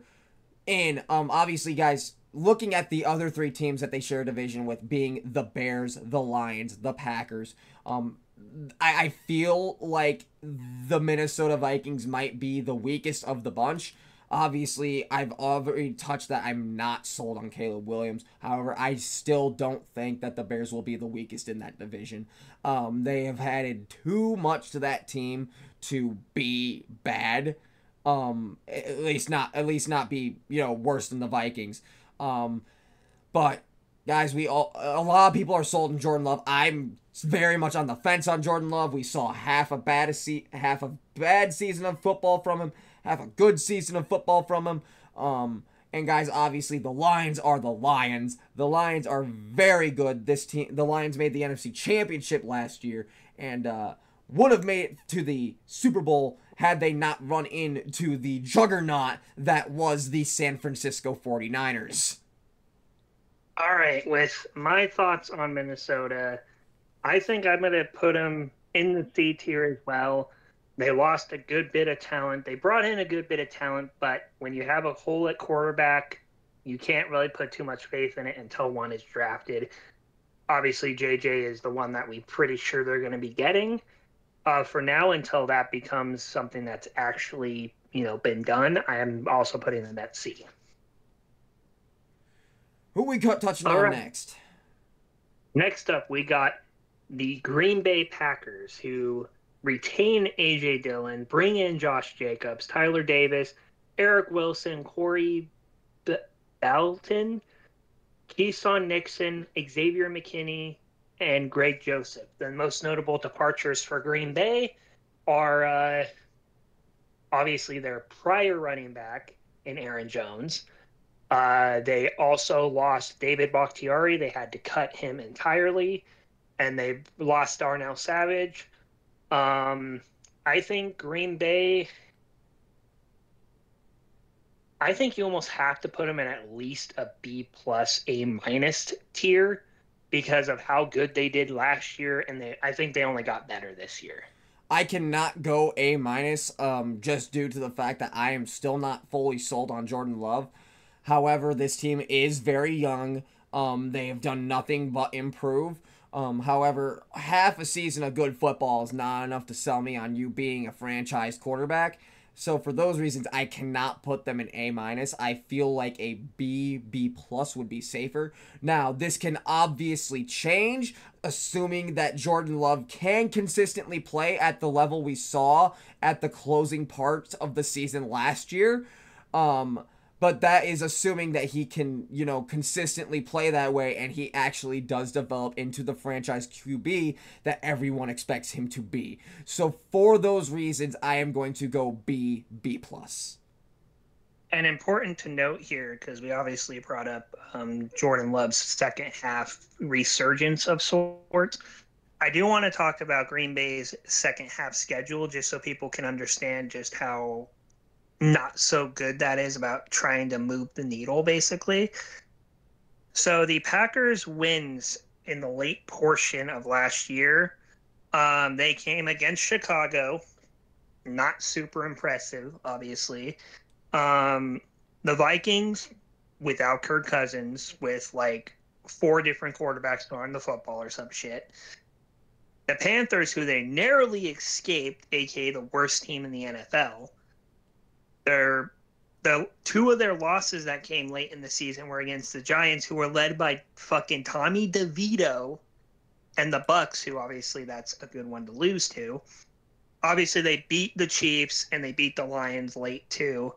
They beat the Chargers, lost to the Steelers, beat the Rams, and those are kind of the later window games. But if you look at that, like the Rams, I'm pretty sure didn't have Matt Stafford. The Steelers beat you with Kenny Pickett at quarterback. You beat the Chargers when they still had Brandon Staley. And now you beat the Lions and the Chiefs. Those are good. But then you lose to Tommy DeVito. You lose to Baker Mayfield, which, again, is an okay person to lose to.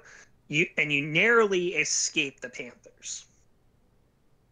That cannot be happening. Yeah, you cannot be narrowly escaping the Panthers and consider yourself an elite team. And let me talk about the teams they lost to early, too.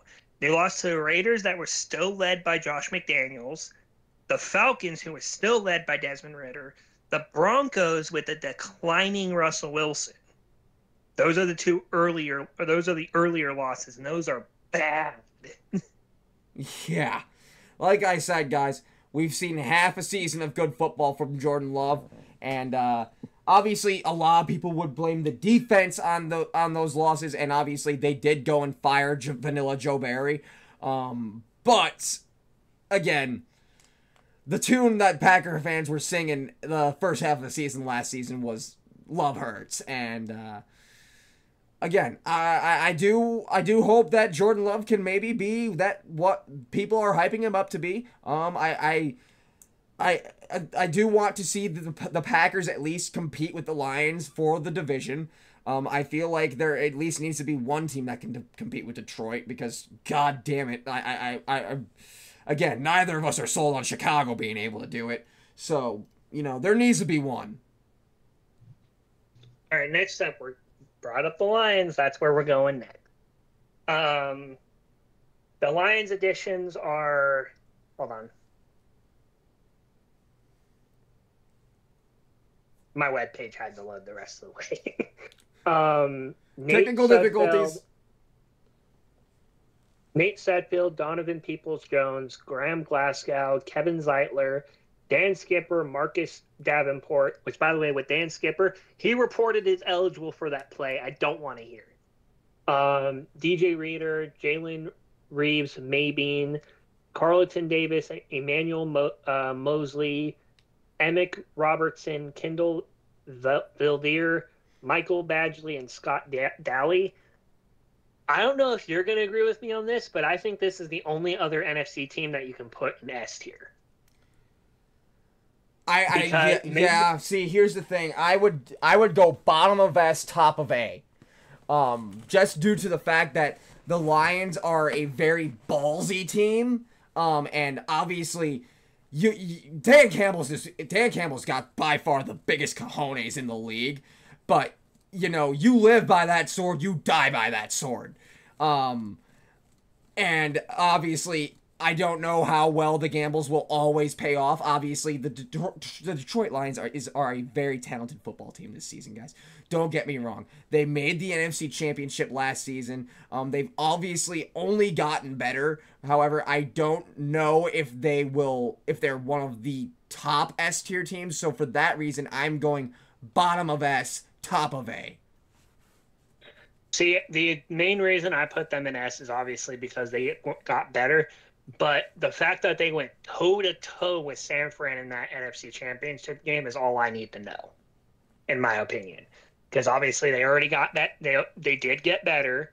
And when you get better and you went toe-to-toe with the 49ers before that, you almost have to put them in S. But I understand the high A, plus tier too. That would also make sense because of the gambles that are constantly taken by them too. Yeah, like I said, you make some ballsy moves, it's high risk, high reward. Here's how I put it for them. Talent-wise, it's an S-tier team at this point. But when you bring in the gambling on most downs thing, that's what you would put them in A+ tier for. All right, last up we have the Chicago Bears. I like how you said Chicago because that's exactly what I expect them to be again.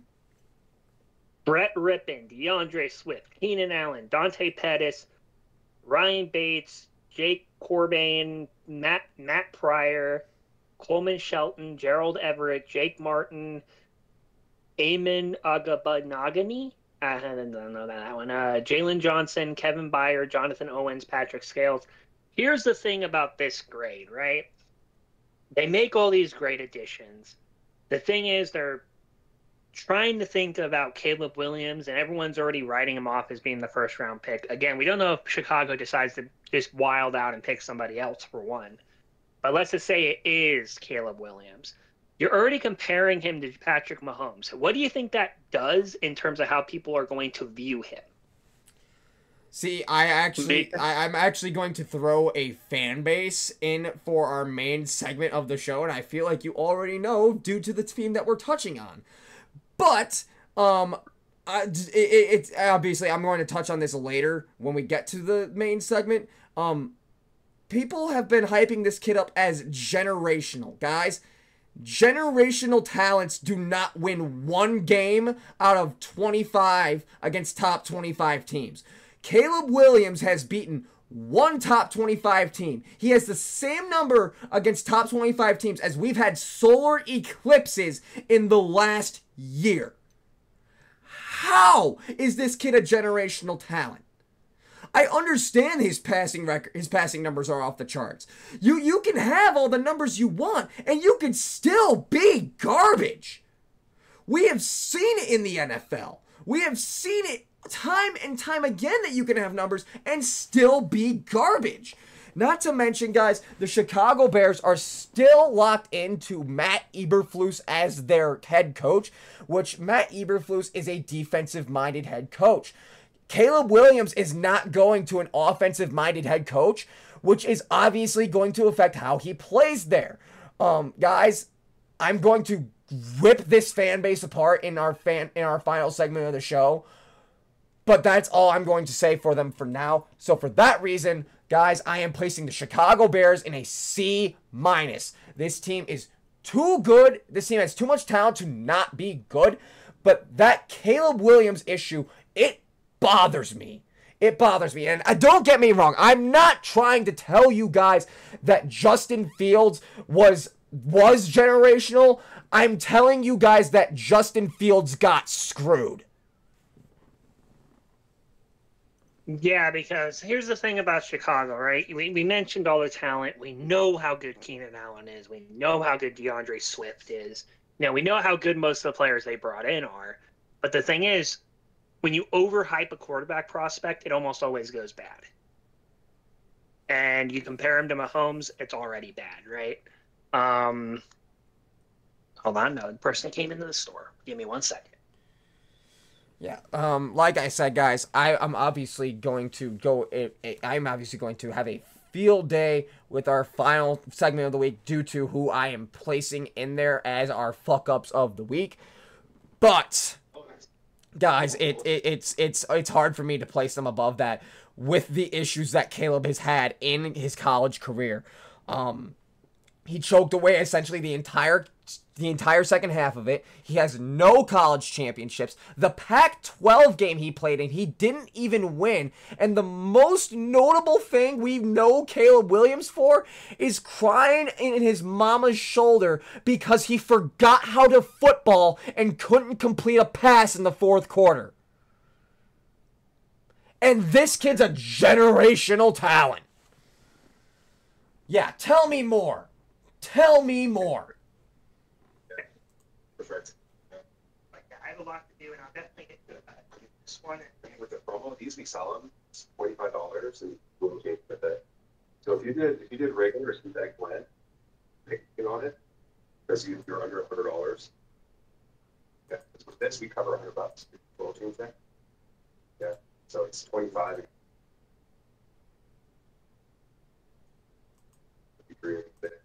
Is it?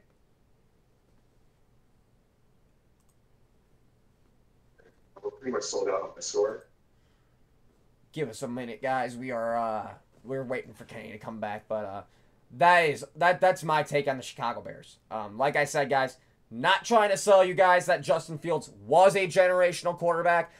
I'm telling you guys that Justin Fields could have played at a reasonably high level for the Chicago Bears. Not necessarily generational. Who knows? He could have been. But again, I'm not trying to sell you guys on the fact that Justin Fields was generational.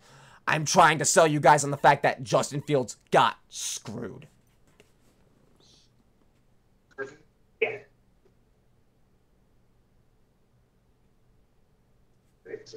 The only thing you might want to do is if you All right. yeah. So as long as you're doing like a regular or the synthetic blend. Guys, we are still waiting on Kenny to come back. Just give us a moment, guys.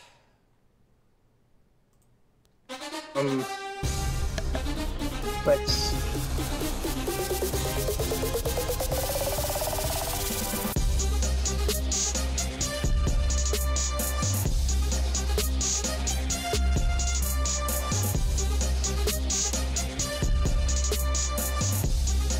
And that never works out for a team.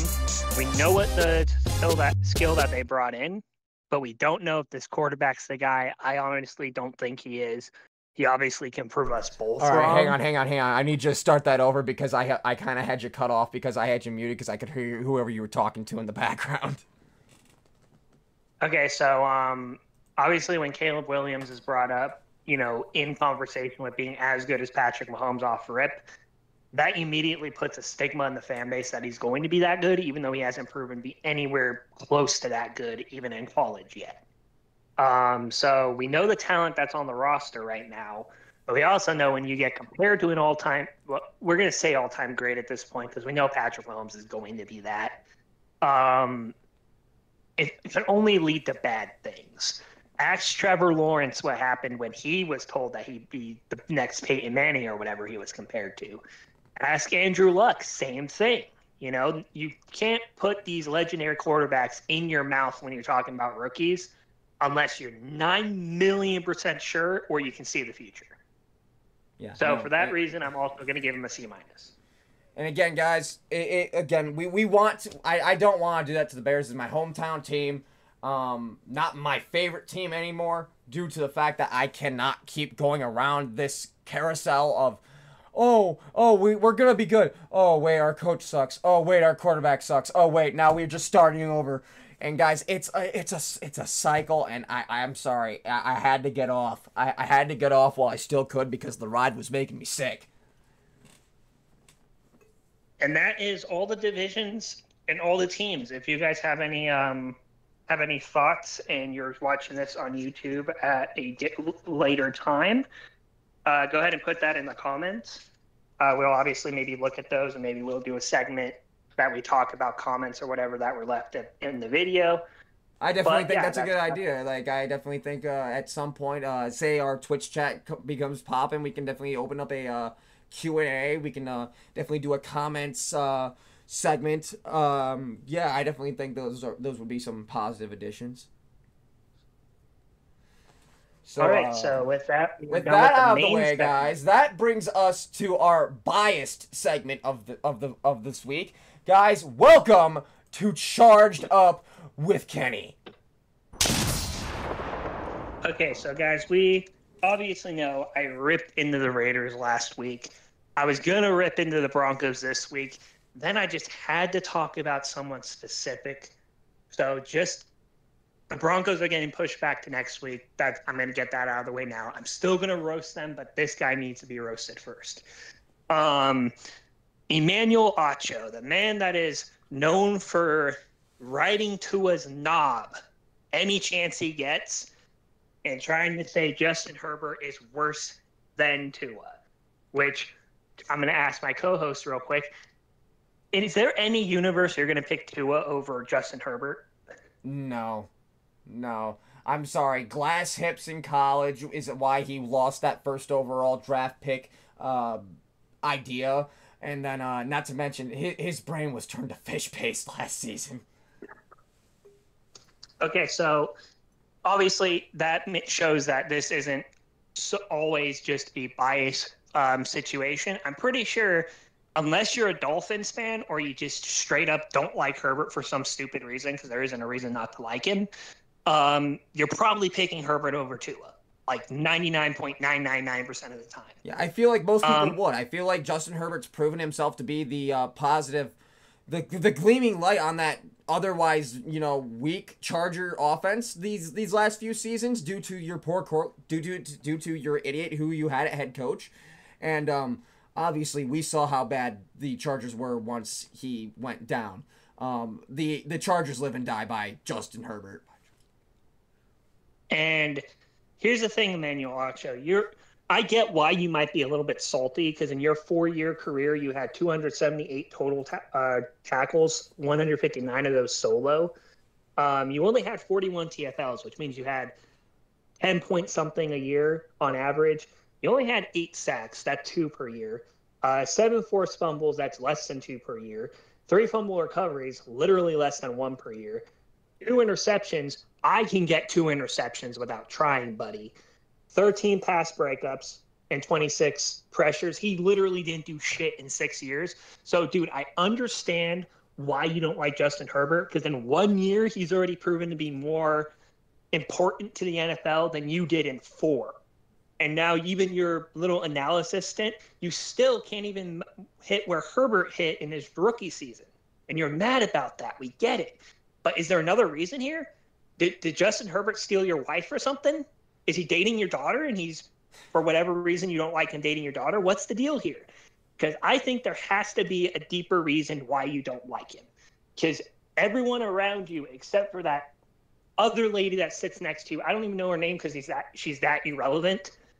But her hopping on his knob like you like to hop on his knob proves to me that the total IQ in that room drops by at least 40 points as soon as both of you are in that room.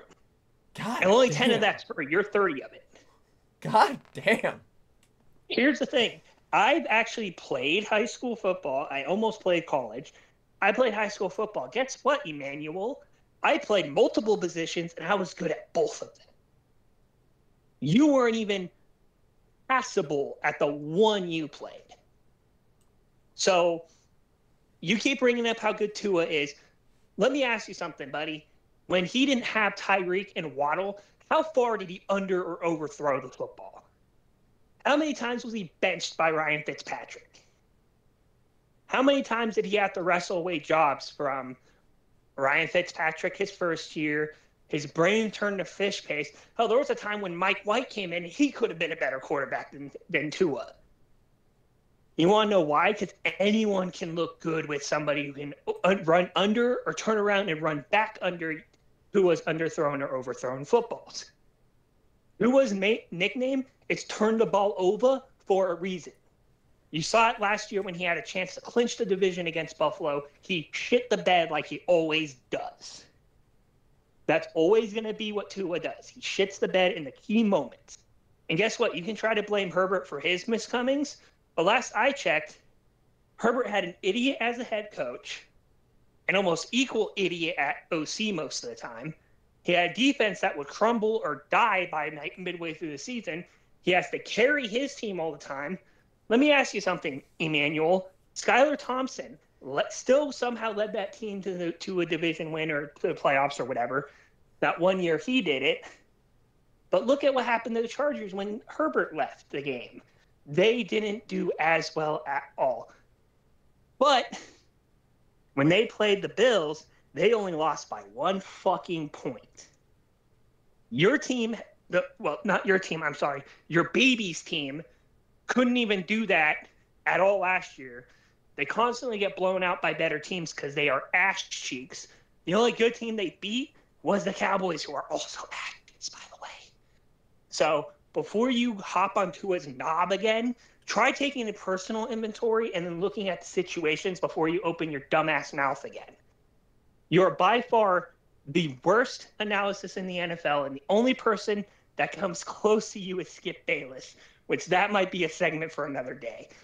I think I've said all I want to say about Emmanuel Acho's dumbass. Guys, there you have it. That was Charged Up with Kenny, guys. Welcome to our final segment. And guys, oh boy, we are both going to have some fun with this one, guys. Welcome to Fuck Up of the Week. It was at this moment that he knew. He fucked up. Guys, for this week's Fuck Up of the Week, I have to nominate the Chicago Bears fan base. Guys, I don't know how else you give it to anyone else. Guys, when it all started, okay, guys, let me lay the foundation for you. You're the Chicago Bears, right? You have the option of trading the first overall pick, which you have from Carolina, and continuing to build around Justin Fields, which was the guy that you drafted to rebuild around.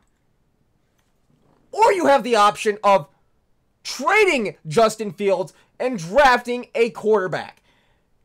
Now, here's the thing. They went the option of trade Justin Fields and draft a quarterback.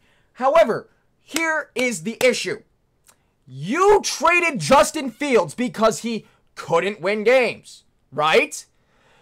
You're going to draft a quarterback that doesn't win games, guys. Caleb Williams does not win games. As I stated earlier, generational talents do not require excuses. And that's all I'm hearing for Caleb now. Oh, his numbers are so great. I don't care. I don't care how great his numbers were. You can have great numbers and still be terrible. It's about winning. That's what you guys wanted Justin Fields gone for so long for, was because he couldn't win. But the guy you want to replace him can't win at a collegiate level. What makes you think that this guy is going to come in and win at a NFL level where everyone is elite? Like, come on. Guys, like, Bear fans, how have you not learned by now? You have been on this ride for 30 plus years. It's a cycle. Oh man, we have a new head coach and a great young quarterback. We're gonna be great. Oh man, our coach ain't that great. But you know what? At least our quarterback is still young and pretty good. And then the next season, oh man, our coach sucks and our quarterback sucks. Time to tank the season, and maybe next season will be better. Guys, it's a cycle. It's a carousel that never stops. It's a ride that never stops, and that's why I forced myself to get off when I did. I could not take another season of the bull crap that this fan base tries to put you through. Guys, like I said earlier in the show, it's not about winning in Chicago. It's not about numbers in Chicago. It's about selling you the idea of winning with great numbers without any of the actual winning, which in that circumstance makes Caleb Williams absolutely perfect for the Chicago Bears.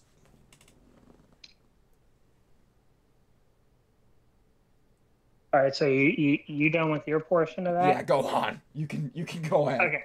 So here's my honest opinion on this situation here. So much like you said, you could have built around Justin Fields and, traded the first round pick for first overall pick, which, by the way, you had several people who had 2 first round picks, and you have multiple people that have 2 first round picks now. That would easily trade up and take a quarterback there. And you can probably have up to 3 first rounds and probably a couple of second rounders more just to trade away your 1 pick. Which, think about it this way, you're probably going to get at least 1, if not 2 people to start off rip with those picks. You probably have a few people that you can develop a year behind maybe someone with an expiring contract to take over the next season, at least 2 or 3 of them. So you could have probably refreshed a good, portion of your starters or your good depth by trading away the first pick. Instead, you get rid of Justin Fields, who basically had 2-3 weapons to throw to that are actually somewhat competent. And you finally had a defense working. All you had to do was fix that offense, and then Fields could have really done something. But instead, you're going to give Caleb all the talent, and you're going to completely overlook the fact that talent didn't exist when Justin Fields was playing. Since Bears yeah. fans want to, bring up Caleb's numbers so much, let me bring up some numbers for you for Justin Fields. And this is including the fact that he missed 4 weeks of this season. Guys, he had similar numbers to Lamar Jackson, who is coming off an MVP caliber season. Similar. Not quite the same. Obviously, Justin. Obviously, you gotta correct that interception situation. However, again, with the guys he was throwing to Walmart baggers, as you would call them, outside of DJ Moore and Cole Kmet. Not to mention, the first year we had him, we intentionally tanked the season so that we could build around him. We did not tank last season intentionally. We ended up being a middle-of-the-pack team that ended up having a pretty solid draft pick. Okay? However, we ended up with the first overall pick because another team tanked for them. That's why Chicago has the first overall pick, guys. And like I said, you got rid of Justin Fields because, he couldn't win games. I understand that. Like I said, guys, I'm not trying to sell you the idea that Justin Fields is elite. I'm trying to sell you the idea that Justin Fields could play at a high level and got screwed. And that's exactly what I'm saying, too, because obviously, if you look at the situations between Lamar Jackson and Justin Fields in this case, Lamar Jackson has a lethal defense. He has a really good kicker that you don't have to really worry about missing very much. He also has at least a few weapons more than Fields does. Most notably, obviously being what's his name? Mark Andrews.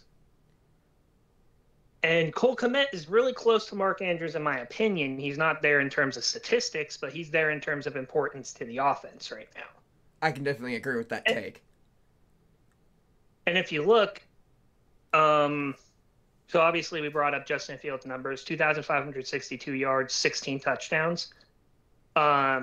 interceptions. He still has to fix that, but that's something that's a learning curve that will happen, especially when you have almost no help and you have to try to make the plays yourself. Yeah, no, and not to mention, guys, I understand that Justin Fields only has one 300-yard passing career game.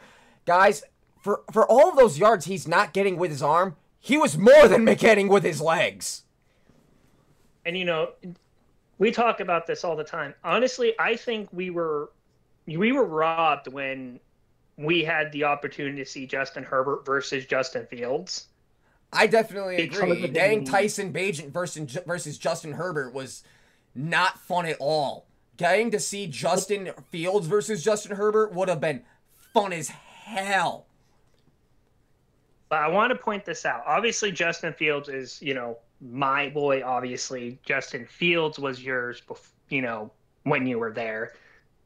But looking at hell, I still ride with Justin Fields. I like Pittsburgh. I do. I like Justin Fields. I ride with Justin Fields, guys. Again, I'm not trying to sell you that he's elite. I just really like the kid, and I think he got screwed. But look at Justin Fields' numbers. We obviously mentioned 25, 62, 16 touchdowns, 9 interceptions, right? Justin Herbert played the same amount of games, 31, 34, 20 touchdowns, 7 interceptions.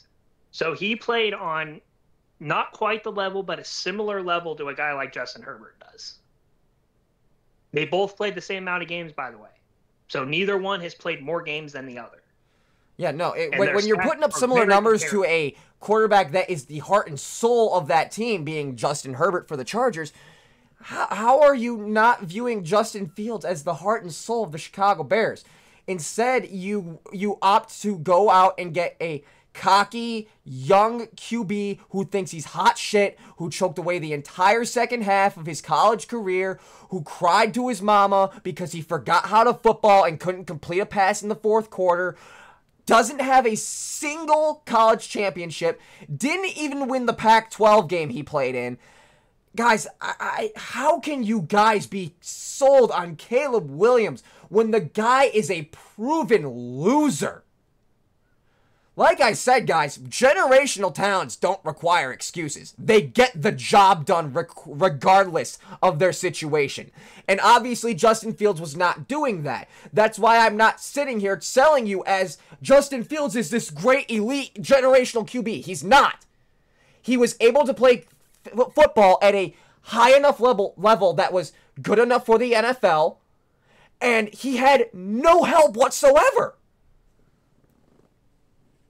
And important to note too, and if you're just comparing them out of college, okay, let's just start there, right? Out of college itself, he was a 2-time Graham George Offensive Player of the Year, Grease Breeze Quarterback of the Year twice, a second-team All-Pro, and a 2 first-team All Big Ten player as well. If you look, he is also, unlike the man we've been talking about, he's actually been to a few bowl games, and I think he even won, I believe it was a Sugar Bowl. And the guy's a fucking really good guy. He actually has the Big Ten championship, by the way, 22-10. Does Caleb have that? Nope. No. See, so if you look at it, Justin Fields is what a perfect explanation or example of quarterbacks that were failed by the team, not a quarterback that failed their team. Quarterback that failed. Not to mention, I also want to throw this out there. I'm pretty sure that Justin Fields was able to beat more than one top 25 team in his college tenure. I'm sure he did. In fact, the Big Ten championship, if I remember correctly, was against Northwestern. Yeah, no, guys. Like we said, guys, we're not sitting here trying to sell you as Justin Fields is generational. We've obviously seen that he is not. He could have been. Maybe at a time he could have been, but he's not anymore. We're sitting here trying to sell you on the idea that Justin Fields can still play at a reasonably high level, that is good enough for the NFL, and he just got thrown into an absolute shit situation. I cannot stress that enough. I've said it like 4 or 5 times during this segment. We cannot stress that enough to you guys. See, and again, he's a Because quarterback that was failed I by- guarantee we are going to get comments on this podcast saying, "You Fields dick riders, blah blah blah." Again, guys, we cannot stress this enough. We're not selling Justin Fields as elite. We're selling him as adequate. and adequate that can be better when he's surrounded by the right pieces, which he was never in Chicago. Quarterbacks that lose it for their team are guys like Kenny Pickett, are guys like Derek Carr, are guys like Tua turned the ball over. And guess what? Most of the names I mentioned had a better supporting cast than Justin Fields did. On top of that, if you look at teams that, failed their quarterback, Justin Fields, Andrew Luck, there are quarterbacks like that are so good, but they get sabotaged from the word go. And then they get told they're going to get built around, and they don't build around them, then they get rid of them because they're stupid. Chicago falls under the team that failed its quarterback. Yeah, no, and like I said, guys, that's why we can't play Chicago higher than we did on our tier list. It's simply the fact that we have a lot of concerns about Caleb Williams. And I also want to throw this out there, guys. It's not that me or Kenny want Caleb Williams to fail. We don't want him to fail. We just have a lot of genuine concerns about this kid. Let me make sure this is clear, because we talked about this in the first week we did this. The difference between Caleb Williams' cockiness and Baker Mayfield's cockiness is night and day. Yeah, again, guys, At least it's Baker had a absolutely reason crazy. for it. Yes. So again, guys, we're not selling you as Justin Fields is generational, and we're not trying to sell you as oh, Caleb Williams is this god-awful quarterback that doesn't have any right to be playing in the NFL. As a matter of fact, I want Caleb Williams to be all he's hyped up to be for the Chicago Bears. I think it's about time that the Bears get themselves out of the fucking basement. It's just that I have a lot of these genuine concerns about this kid. I don't know that he's going to be the answer that Chicago's looking for. And when you're automatically placing labels on him like the next Patrick Mahomes, 99% of the time, that ends up blowing up in your face. So, yeah, I think to bookend this segment, you wasted a quarterback that could have been your guy potentially to get another guy that could be your guy, but with better support, but also with more red flags, in my opinion. Yeah, I feel like that's a pretty fair way to bookend this segment. So, guys, that does it for this week of the Helmet Haven Football Fuck Up Show, guys. Again, thank you for joining us, guys. Guys, again, if you watched us live, thank you. If you're watching this later on YouTube, also thank you, guys. Don't forget to leave a comment if you're watching us later on YouTube. Who knows? We may review it. Guys, if you disagree with any of our takes, we would love to hear it. Again, guys, we're not looking to start heated arguments, but if you would like to maybe throw in a light, hot take that you think would make a good segment for us to talk about, feel free. Drop it in the YouTube comments. We genuinely want to know what other football fans out there think of what we have to say. Before we go, Kenny, is there anything you wanted to say? No, I think you basically got it right. We do need ideas for segments. I have been starting to come up with a few that I'm thinking over a little bit more before presenting them. But obviously we are going to try to hopefully have more segments because I feel like we'll have more segments once the actual season gets underway as well, because we'll have more to talk about. Once the mock draft is done, which we'll probably do that next week, I think. Yeah, I think that's probably a good idea. Once the recap of the draft happens, obviously the week after the draft, we're probably, I don't know if maybe we start splitting it up into every other week or something to give us a little more time, but we'll definitely I think once we have 5 episodes, we can probably split it into every other week just to give us a little bit of more gap, just so we can, fill out the show, because I know last week we really kind of phoned it in and only did like an hour or so. Luckily, this week, I feel like we did a little bit better, even with you stepping away every so often. We're at literally 2.5 hours gone, so even with you stepping away, I feel like we've done a pretty halfway decent show. I think mock draft next week. The week after, we do the live stream of the first round, probably.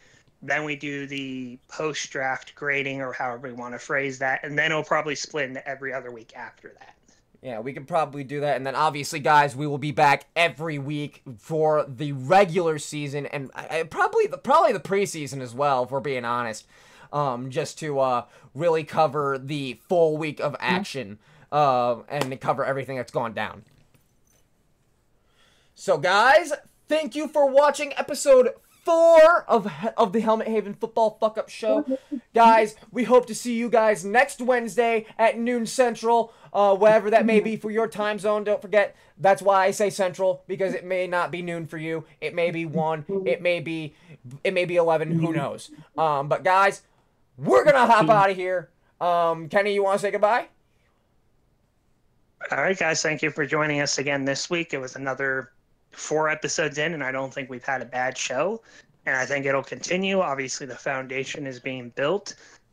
This is episode 4. Episode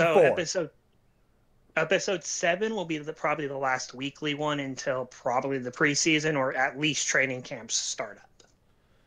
Yep. So, guys, thank you for joining us on this 4th episode of the Helmet Haven Football Fuck Up Show. Guys, we're gonna hop out of here. Guys, we will see you next week. Thank you for watching.